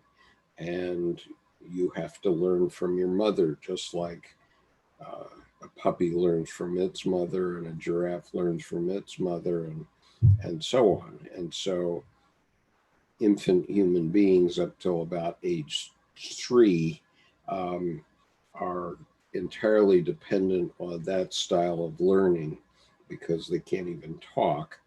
At about between ages 3 and 5, a human baby typically will say no. Okay, that is the emergence of the ego. And from that point until teenage years, or early teenage years maybe, the child sees their parents as gods. And so that's stage 2 of consciousness. Stage 3 of consciousness is when you project your gods onto whatever your culture gives you. So, if you're a Christian, you would project it onto Christ or God, and if you're Buddhist, you may project certain aspects of that onto the Bodhisattva or onto Buddha, depending. But it's the realm, the third level is the realm of organized religion, basically. So the fourth realm occurs when what Nietzsche said takes hold. When Nietzsche said God is dead, and we have killed him, what he meant by that is that the scientific method had come through Europe over the previous 500 years and punched holes into the Christian message so that the myths of Christianity could no longer be physically true in the physical world. Now, and so people started to fall away from religion, and they no longer had the support of the container of religion for their lives. And so we had the 20th century because of stage 4 of consciousness. God is dead. Now, Carl Jung came along in the next generation 100 years ago and said, wait a minute, God isn't dead. God simply lives in the psyche. And so he didn't really explicitly say that until 1956 when he published Answer to Job.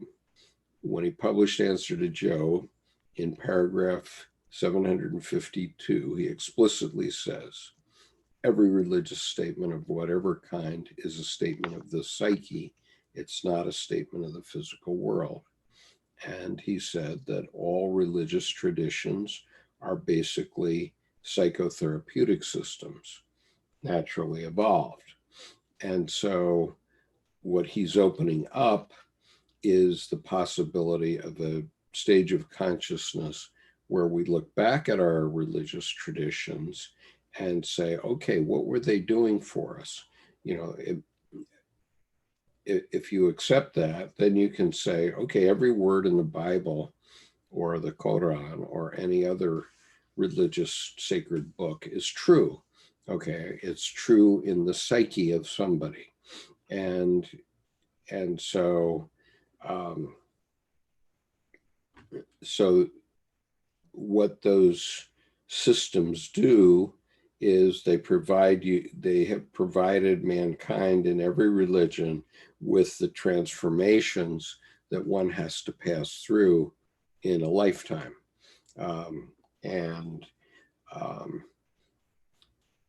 Or you can do it without organized religion if you understand psychology. But what you cannot do is just say, okay, I'm going to create a new religion, okay, because a new religion isn't going to work, because you'll always have people fighting back and forth about what should be included and what shouldn't be included. And so the best thing that we can do is go back to our original container, which was whatever religion we were brought up in, and look at it from the point of view as a psychotherapy that was bringing you and your community along and helping you develop psychologically. And that's what religions still do. If you are a firm believer, or if you know God, then you can go to the religions, and they have terrific technology for bringing you along through the phases that you have to go through. And the Western idea is the school of hard knocks idea. So that means Christ ended up dying on the cross, doing what he believed in. And so he found his way through. And at the same time, the Buddhist idea was to focus on the self, the greater personality in the psyche, and therefore the Buddha died lying on his right side instead of hanging on a cross. And so but each of these religions brings people through various stages and provides the rituals that are needed for things like marriage and death and birth and you name it. So that's the fifth stage. The sixth stage is what Carl Jung actually discovered, which is the stage of the collective unconscious. And that stage is understood by very few people because they've managed to repress Jung through the 20th century pretty much. But we know it works because the mystical aspects of the Tarot, not the story aspects that I was talking about earlier, which are the stories that go on in any life. But if I do a Tarot reading for you, what will happen is that my psyche will pick up things that unconsciously that I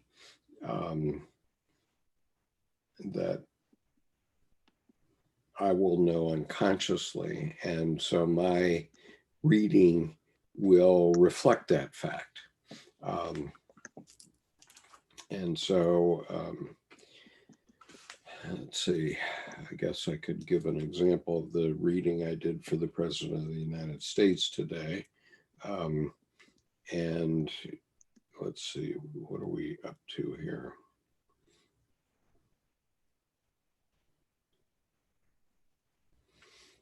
Okay, the next paragraph is about archetypes. So what I'm going to do is stop this process here tonight, but I'm going to give you my reading for the President, which I did this morning, and I'll show it to you. I will share with you my reading. I'm experimenting with my Tarot cards because I haven't worked with them in a long time, and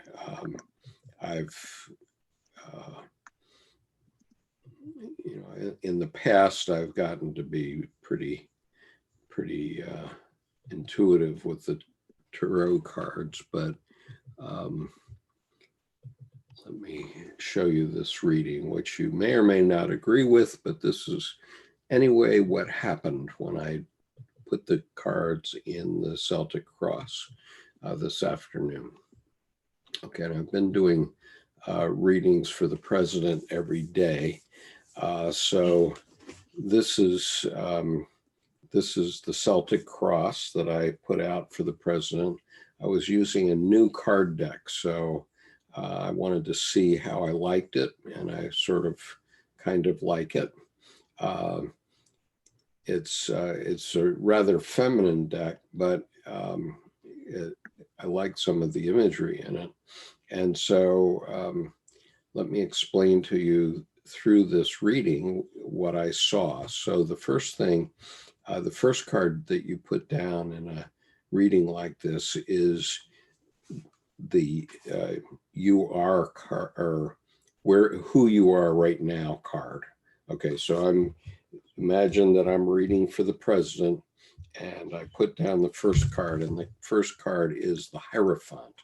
So the way I read this for the president is that the president envisions that he is the teacher, the person who sets all the rules in the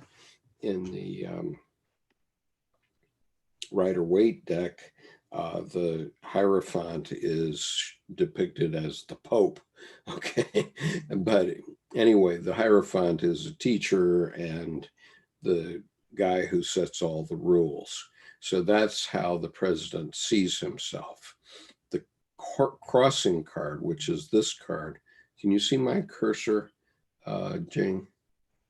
Can you see where I'm moving? Yes. Yeah. Yeah. Okay. So this card, the second card that you put down, is the crossing card. And the crossing card in this case is the Emperor. And so this can be interpreted in many ways.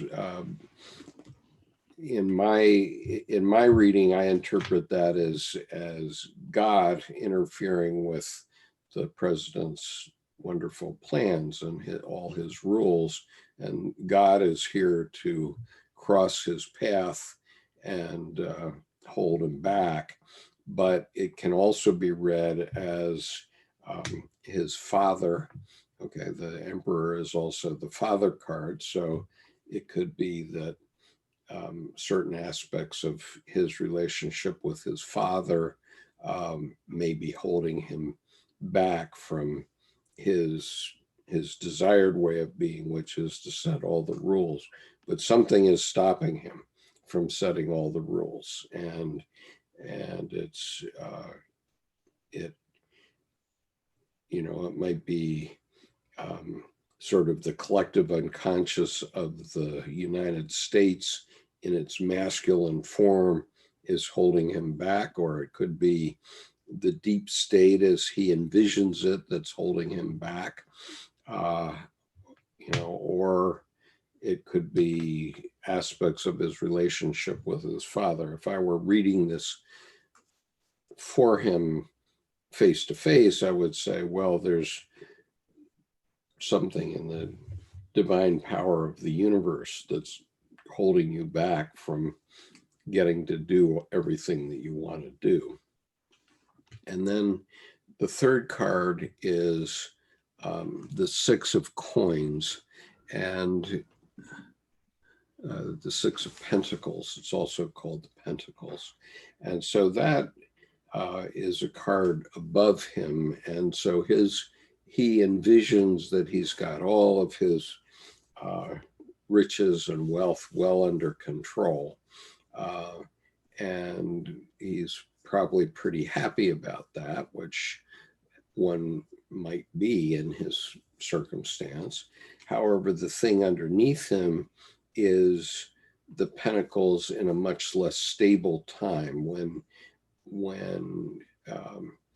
he doesn't really have control. His base is weak, and I don't mean his electoral base. I mean the base of his wealth is much weaker than he imagines it to be. So the card above this card suggests that he imagines his financial base to be very stable. This card says that it's built on quicksand, basically. Now, what is past for him is the Four of Pentacles, and it's reversed, which means that the card is upside down. The Four of Pentacles is upside down for here, and that would mean that what's past is a certain amount of instability financially, and what the future for him, which is the number 6 card, this card, is the Three of Pentacles, which is even more unstable. So his future financially is not very stable at all. That's what that means. And then we go to the number 7 card, which is where he is right now. And where he is right now, it doesn't mean that he's going to die. The death card doesn't mean physical death. It means that something is going to change, and very quickly. And so I have predicted, and we'll note that it's July the 13th, 2020. I have predicted that he won't be president by the time of the Republican convention, and maybe not by the end of this month. The reason that, and this doesn't have to do with this reading, but the reason that I make that prophecy is because I did live through the Watergate period and Richard Nixon, and I'm having the same vibes today that I had in July of 1974 when Richard Nixon was forced from office. And the point is that the president currently has pretty good bargaining chips. In other words, the GOP doesn't want to lose this election really badly. And so the president is in a position to say, well, okay, let me step aside and you can have Pence, and then you can come up with something new that will be more sellable to the American people by election day. But if I stay in office, I might pull the house down with me when I get defeated. And so that's sort of where he is, I think. Now, this death card, which is upright in this case, suggests that some major change is afoot. Okay, that's what that card means from a divination point of view. And so the next card is the they want card. And so in his case, I would read they want as what his base wants. And this is, normally it's called the hanged man, but this card is the hanged woman because she's female, and it's reversed. And so what his base wants is for him to fight very aggressively. Okay, whereas if it wasn't reversed, and this is obviously a performer in Cirque du Soleil, who I'm just going to mute you for a minute, Jim, so we don't have excess sound. But anyway, if it is correctly right side up, then this woman is upside down. She'd be the hanged woman. And it means that she's just chilling out, waiting for something to happen. And she's good with it. She's just not worried. But in this case, and so if it were that in the case of his base, I would say that they want him to chill out and not be so feisty. But since it's reversed, and since we know what his base is like, we know that they probably want him to be more aggressive. And so that's what this card means. This card means what he gets. And what he gets is the Seven of Swords means that there are secrets afoot. There's people who are carrying concealed weapons and that sort of thing around him. And I don't mean physical weapons like a knife or a gun. I mean, there are Republicans that are trying to get him right now. And so that's evidenced by the Lincoln Project is the example of that.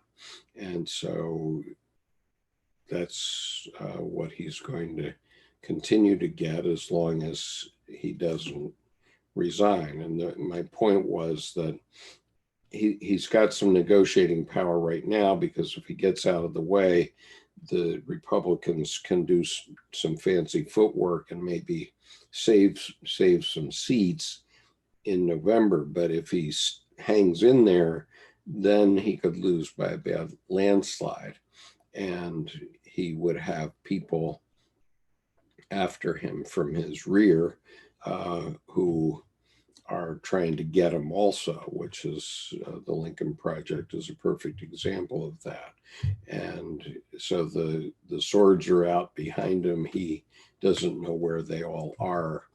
And that's a problem, because the outcome card, which is this card, is the Six of Swords. And what that card means is that he's going to have a perfect result in the swords area, which means that it can mean he who lives by the sword dies by the sword. And so he's got big battles coming up ahead of him, no matter what happens. So that's my reading for the President of the United States, and my prediction. Is that interesting or useful to anybody?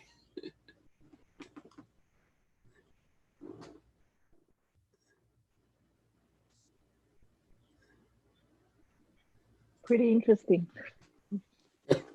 Okay, MP says, hi, I'm interested in the effect of psychosis on the ego. What is the current psychological view on this, specifically Jung? I'm sorry, but I am not a mental health professional, and so I will not answer that point, and I wouldn't know anyway. The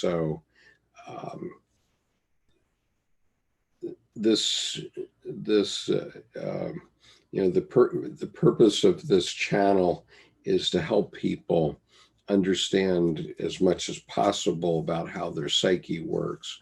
But it is not, the purpose of this channel is not to offer mental health or mental health therapies of any kind.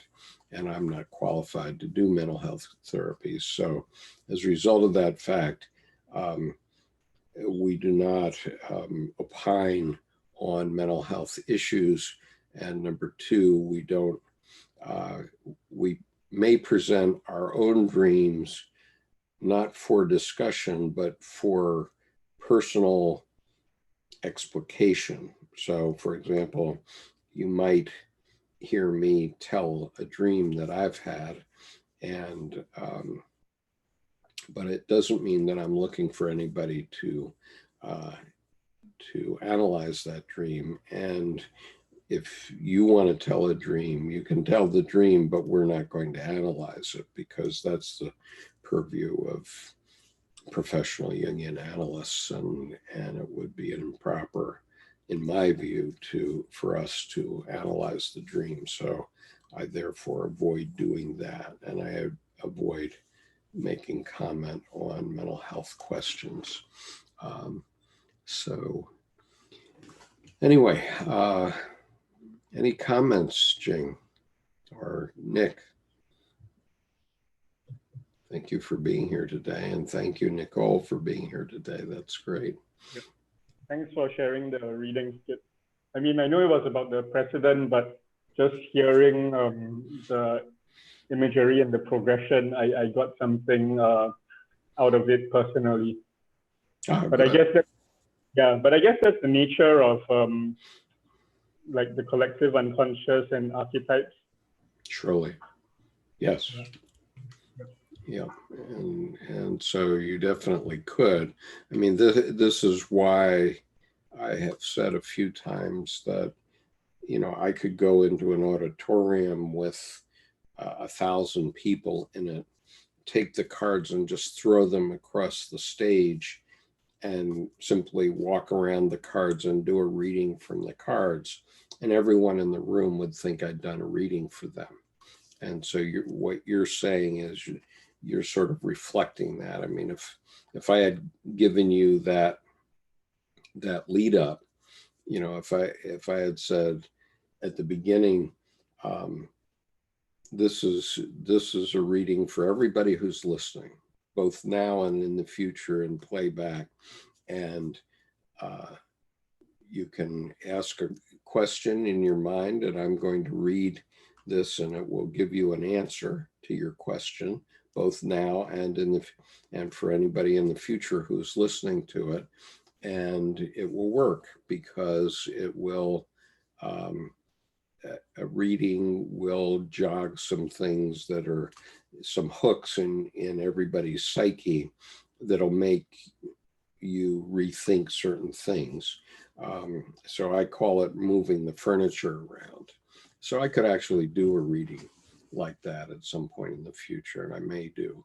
In other words, I can say I'm going to do a reading for everybody, and you know, you can just consider it a general reading relating to you, or you can ask a question, and this reading will give you the answer to the question. And then I could go ahead and do the reading, and you know, pretty much everybody will think something in that was related to them. And there's nothing, the process, there's nothing mystical about the process. Okay, there's nothing mystical about the process because I'm just a guy and I'm reading off the cards, and I know how to do it fairly fluidly. But what is mystical is what isn't readily apparent. In other words, something does transpire in the collective unconscious, and something does transpire between me and every person that is mystical, is not defined or well definable. And you know, I can't really say much more about it than that, but what I can say is that whatever I say will jog something in your mind. Does that make sense? Yeah. So my friend also doing this card reading, and now she's actually studying I Ching and trying to do this I Ching, which they have like tons of stakes, which just take much longer time to read. I found it's fascinating. She's actually pretty good too. Yeah. Well, the I Ching is, you can, you know, I can do the I Ching too, but I don't know all the 64 things that could come up in the I Ching, and I don't know their interaction very well. And so, you know, I mean, anybody can do a pedantic tarot reading. All you have to do is buy yourself a book, find the layouts that they have in the book, lay out the cards according to that layout, and then just read what the card means and in conjunction with the position on the layout. And anybody can do that. I used to do that back in the 80s, early 80s, mid 80s. And it can be quite meaningful just to do that. But you know, it can put you in touch, and the thing about it is it does put you in touch with things that you didn't know about your own psyche. Okay, it'll put you in touch with something you didn't know, and so that is triggering something in your unconscious that's making it conscious. But then if someone can do a fairly fluid reading, as I did, I wouldn't say I'm the most fluid tarot reader in the world, but at least I know it well enough to do the reading that you just heard, and I did it without looking at any books.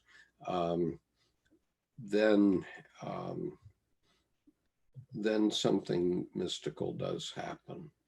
And, there's nothing mystical about my process. I know what the cards mean, and I can, in a fluid kind of way, read out what I see on the cards. But what that means to you, I have no clue. I have no clue. And what it means in terms of an answer, I have no clue. So anyway, Amber, we have been talking about the tarot, but I'm afraid you're at the tail end of it.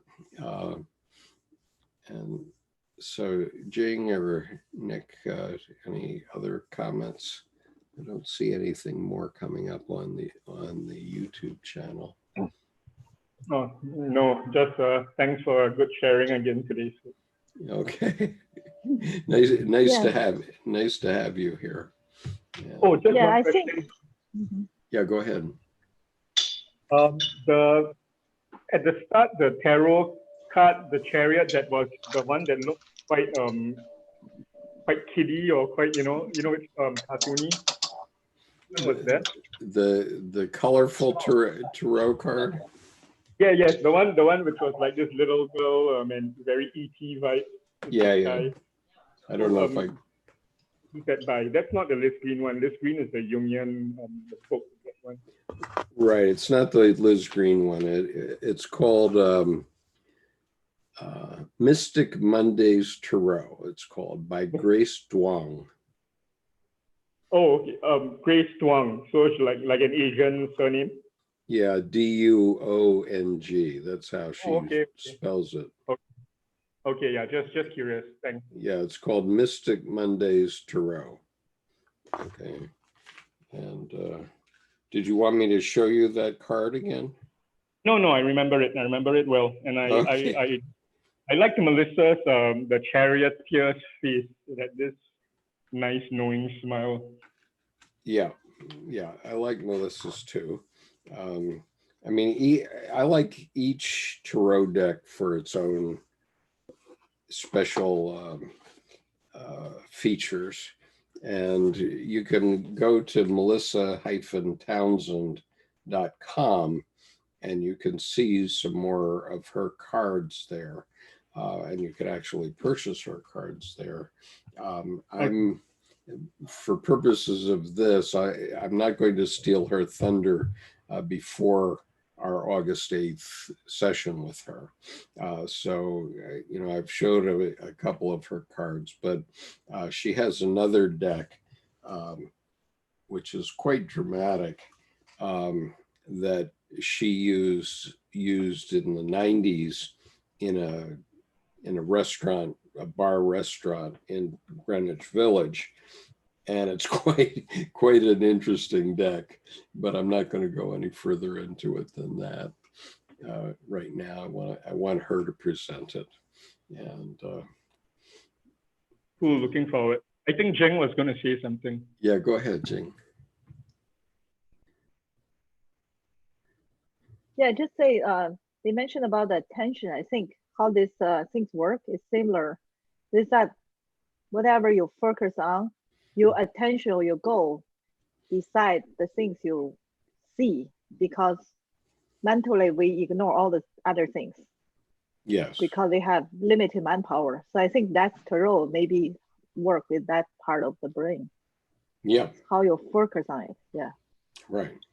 And it forces your attention on something. And it's something like astrology too, in the sense that astrology, if you read the astrology column in the newspaper, twice a year it's going to get you bang on. It'll just hit, and you'll know that this predicted your future for this day, right? But what happens in the human mind is you'll tend to forget the ones that didn't hit, right? And so it happens in a tarot reading also, where I'll lay out 10 cards, but you may only hear 3 of them, right? In other words, you'll hear the rest of the reading, but I won't connect with you on that part of the reading. I'll only connect with you on 3 cards that make a connection, right? So this is sort of what Nick was saying, where, you know, there were certain aspects of his own life that connected on that reading.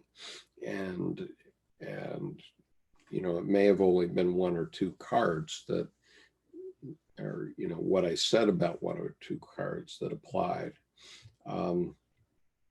We have a comment here from the King of Sheba, and he says, starting to think Jung is just a gateway drug to witchcraft.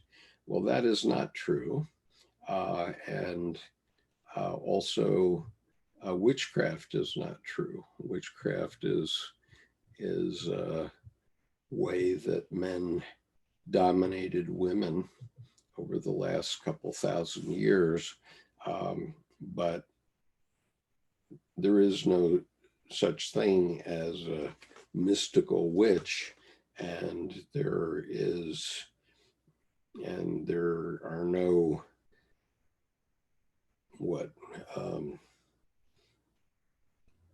incantations that somebody can do on you that can infect you unless you let them. Okay, if you listen to an incantation of a witch and it makes you fuss, then yeah, okay, it's going to affect you. But you know, there's no magical power. It's just what the psyche does with certain approaches to life. And so I'm trying to debunk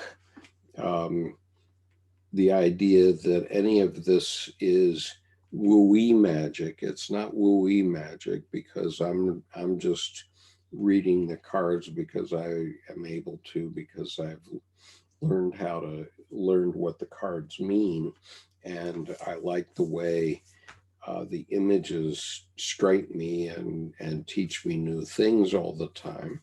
And that's why I have a collection of tarot cards, because they all make me look at things in a different way. But you know, anybody that thinks that they're going to be able to, you know, presto changeo, make somebody disappear or something like that through witchcraft, that, you know, that just is not the case.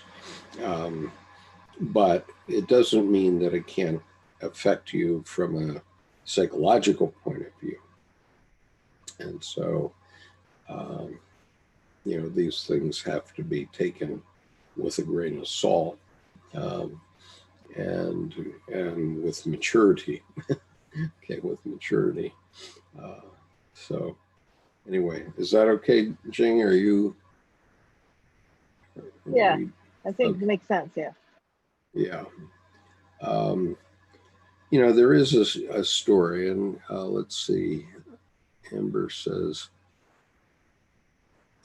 an excellent Eastern example is the tantric chakra system, or the mystical nerve system of Chinese yoga. It also seems as if the set of pictures in the tarot cards were distantly descended from the archetypes of transformation, a view that has been confirmed for me in a very enlightening lecture by Professor Bernoulli.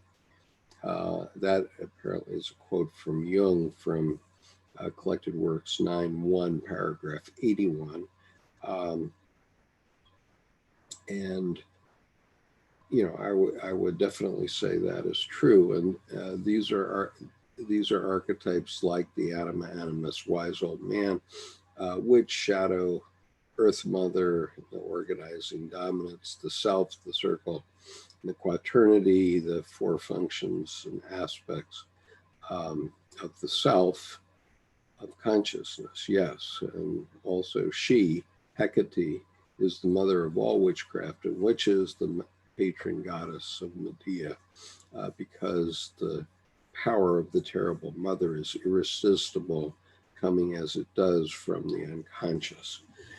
Yeah, I mean, archetypes can possess you, surely, and um, the major arcana are archetypal, so they represent archetypal things that happen to every human being. For example, the third card is the Empress card, and the Empress card represents mother, and we all have mothers. So anything that the reader says about mother may resonate with you, or anything that the reader says about the Empress card may resonate with you because it's talking about a mother, and it might be, especially if it's a reverse, then it's a evil mother, a dark mother, for example, and or yeah, so that would be Hecate. So he goes on, the psychology of the witch hunting epidemic has never been worked out properly. Well, that probably is true. This is what Jung said in Letters, Volume 2, page 69. And I would agree with that, but as I've reflected on it over many years now, the Salem witch trials, for example, are an example of a psychic epidemic, in the same sense that um, that Nazism was a psychic epidemic that overwhelmed the German people during World War II.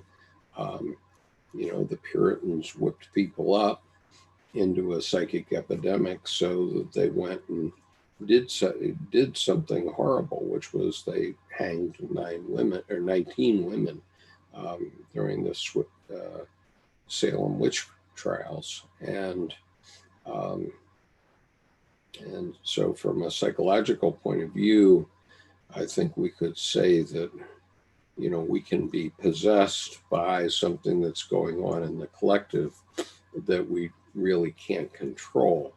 And so what we see the President of the United States trying to do at various times during his administration is to whip up a psychic epidemic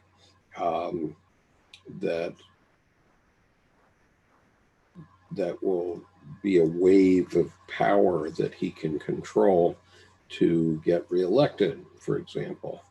And yet, the people of the United States, with many different national origins, races, and cultures, are quite different from the people of Germany 100 years ago. And so it's not so easy to whip us up into the same kind of psychic epidemic frenzy, because in Adolf Hitler's time, if you started to catch on with a part of the group, it would just overwhelm the group. Whereas here, it might whip up a few people, but then what we get is everybody else who's not a part of that group that he's whipping up saying, no, it's not going to work that way. And so we have a certain inoculation against a psychic epidemic of the type that the president is whipping up. And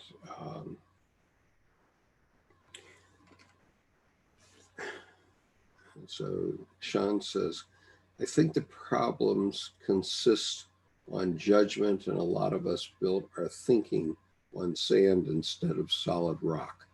Amen to that. Okay, a lot of us, and I include myself in that, because I certainly believed in a lot of things over my lifetime that proved to be not true. And one of those that is very important to me because I went to law school. I practiced law for 5 years as my primary job, and I've been a licensed attorney for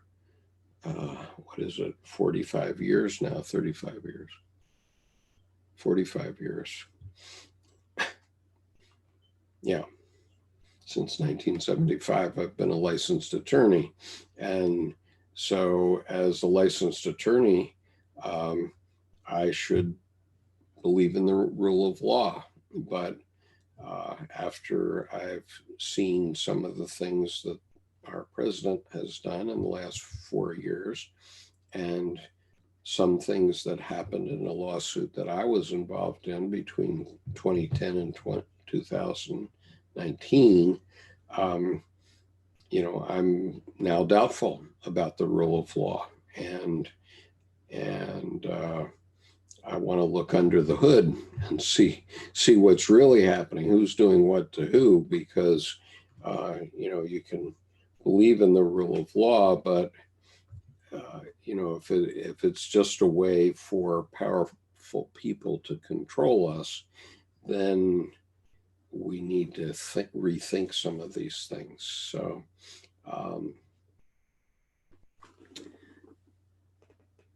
let's see, Sean goes on, we have to overcome fear and accept death. That's part of nature. Rebirth is in everything, and men don't have a natural shedding. We have to learn from women. Yeah, we don't want to change, and the women often make us change, but other men sometimes make us change also in our perspective. So we can be the same man that was a 5-year-old child, never changing till we're 65, or never changing at all. And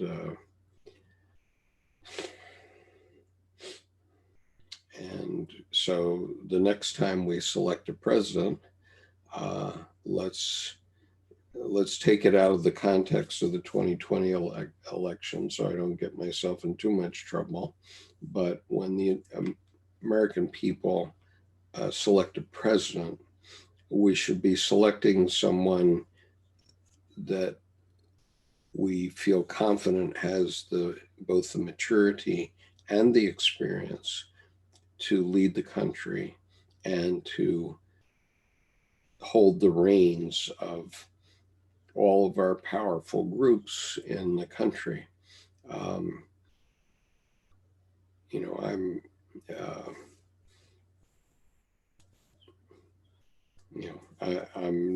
personally not happy that President Trump has the nuclear codes, but on the other hand, I know how things work internally, which does have fail safes on it, and so I'm mindful of a New Yorker cartoon that came out shortly after the president said that he wanted to use nuclear weapons, which showed him in a rocket ship in a amusement park that he was sitting in, and on the front of the rocket ship was a red button that he could push. And the point is that maybe that red button wouldn't actually launch any missiles. And, the reality is, because of the way the system works, there's no one person that actually can cause a nuclear conflagration. And it would have to be a lot of people concurring. And so that is the only thing that gives me comfort, let's say.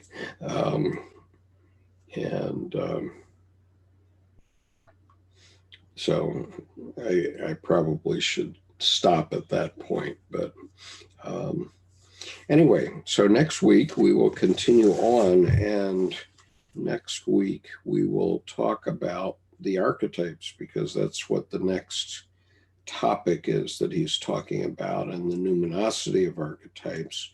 And this is on page 347. So if you want to follow on, we're probably still going to be working with this book for, well, let's see, we're on 347, and I guess we'll be going for another 3 or 4 weeks before we move on to something else. And so if you don't know what that something else might be, you might want to go back and listen to the playback of this session. Yes, sir. I just wanted to mention that, excuse me, that on the subject of witches, that was not strictly the domain of women. Yeah. That there are witch doctors. And warlocks. And Dr. Jung mentions that during his lifetime, there was a witch doctor living across Lake Zurich that he could see from his home. Yeah, that's right. I remember that. and you know, those people have power too, because you know, it's like a shaman. You know, a lot of illness is psychosomatic, and so you know, if somebody's going to wave a wand around your head and tell you you're cured, you might be. So one of his friends brought him or a gift from Tibet, which was called a ghost trap, which was made by the equivalent of a witch doctor in Tibet. Sure. And he kept that. Right, and we know from Native American traditions about the dream catchers, I think it is. Yes. And so these, you know, these things do actually work, because if people believe them, they work. I mean, there's a reason why Christianity has lasted over what, 2,000 years now. There's a reason, and you know, and in a sense, that's magic, okay, or that's mystical, certainly. I mean, why Jesus Christ, of all the people who were crucified by the Romans, why is it that Jesus Christ is the one that rose from the dead? Dr. Jung wrote that the sacrament of the Holy Mass was the highest form of individuation and magic. Sure. And so, and it often does help. Okay, I mean, I'm not a Catholic, so I don't do the Mass, but we certainly do, you know, Holy Communion in the Protestant Church, and I occasionally take Holy Communion, and you know, I know that when I come out of a church service, I often feel better, and part of that is because of the ritual, and part of that, and it's mystical in the sense that it developed in an evolutionary kind of way, and so I can't put my finger on the part of it that works, but I know that it does,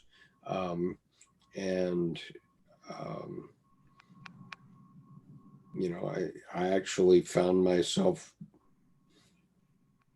coming back to Christianity and to Buddhism and to other faiths because of my study of Jung, very simply.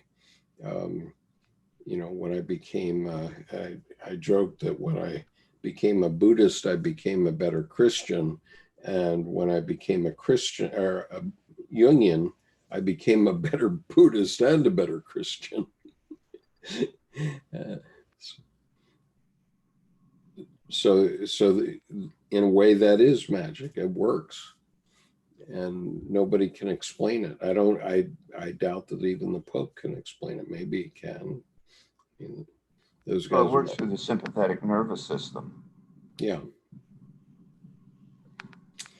And, you know, certainly the Tibetans who sat up in the mountains for 800 years and wrote down their experiences and developed a technology, what I call a technology of the mind. So Tibetan Buddhism has a very complex story about the technology of the mind that was developed over 800 years, and it's true, it works. And as I'm now learning the two sets of sutras that I've been looking at in the last 3 months, they work too. And you know, the Bhagavad Gita certainly works. And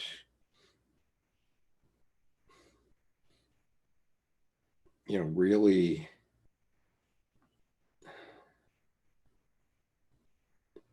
well, I mean, it works. It simply works. And so it's just a question of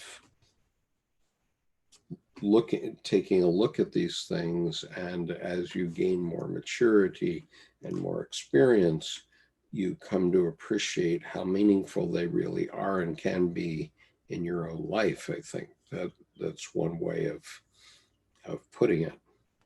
And so in the end, what I come down to is that for young people, young men especially, you know, we live in this chaotic world and there's so much information. How do you discern what to pay attention to and what not to pay attention to?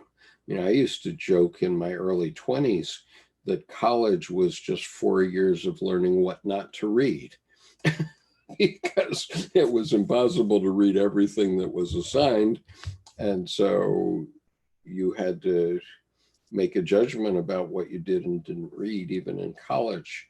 And that was before the internet opened everything up. And so now young people are just faced with this colossal amount of chaotic information. How do you use it? And I finally got it when we had Melissa Townsend on the other night, and I realized that what people really need to understand is they need a way to separate themselves from all the cacophony that's going on around. Okay, and that is done in the form of meditation. It doesn't matter what form you choose, from prayer to Buddhist to Hindu to you name it. But every faith tradition does have a kind of meditation. And if you have that, then you have a chance of listening to yourself with the capital S, to your God image. And that can teach you how to live your life, which is specific only to you. And so listening to what myself means probably doesn't mean anything to anybody else but me. Skip? Mm-hmm. Interestingly, a number of years ago, I was invited to attend a baptism at a Christian church. It wasn't a Catholic, but it was a Christian church. And a young woman who I didn't know was being baptized, but I knew some of her relatives. And I arrived about 20 minutes before the baptismal ceremony was going to take place. And she was there, and we just struck up a casual conversation. And she was a college age person. She'd just gotten out of high school.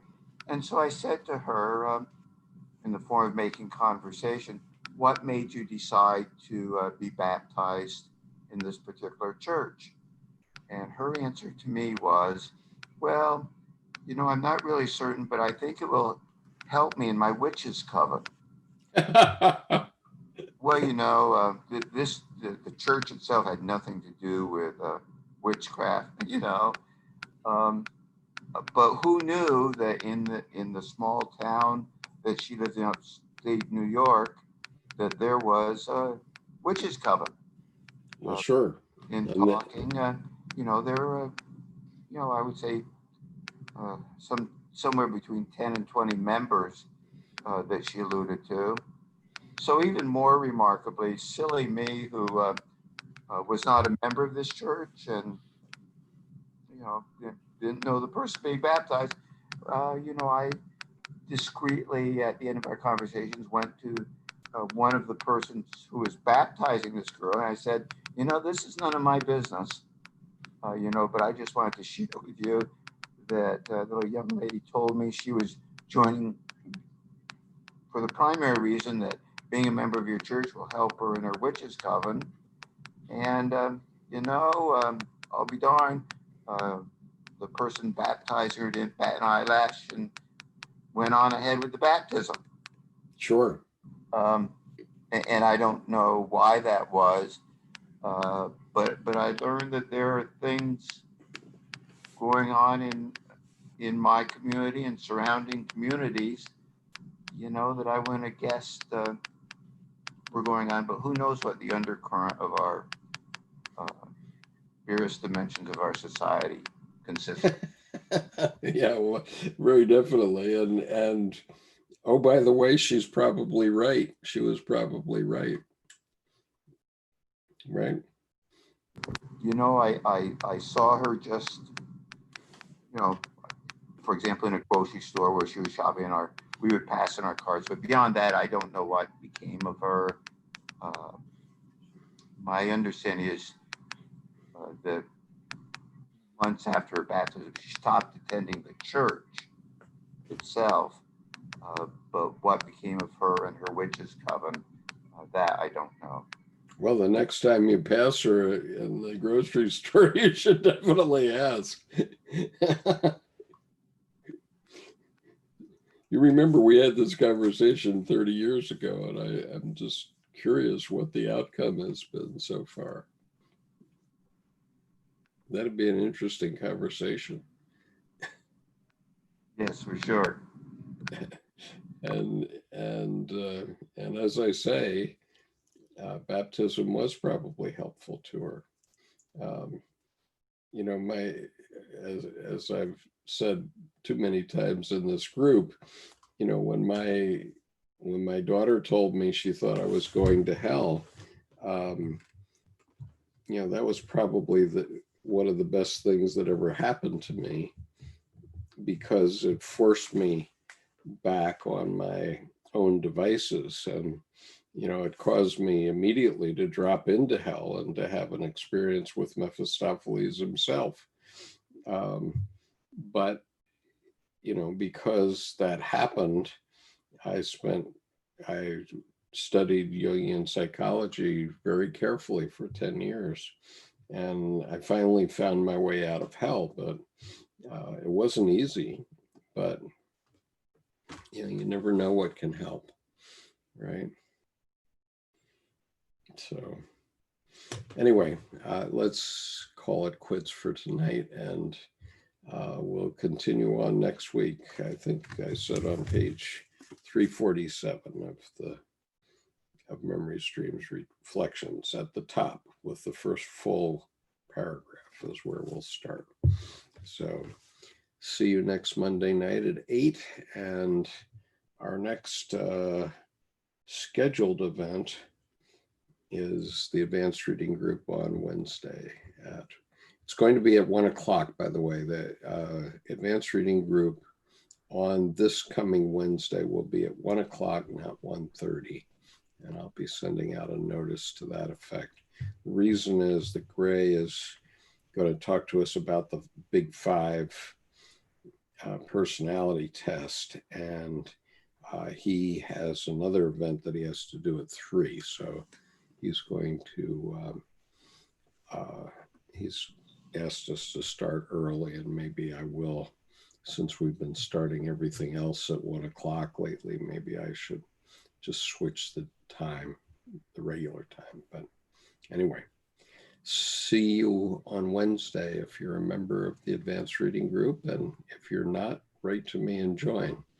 See you soon. Bye. Peace. Bye.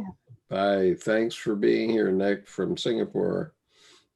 Bye. Bye, everyone. Thanks. Bye.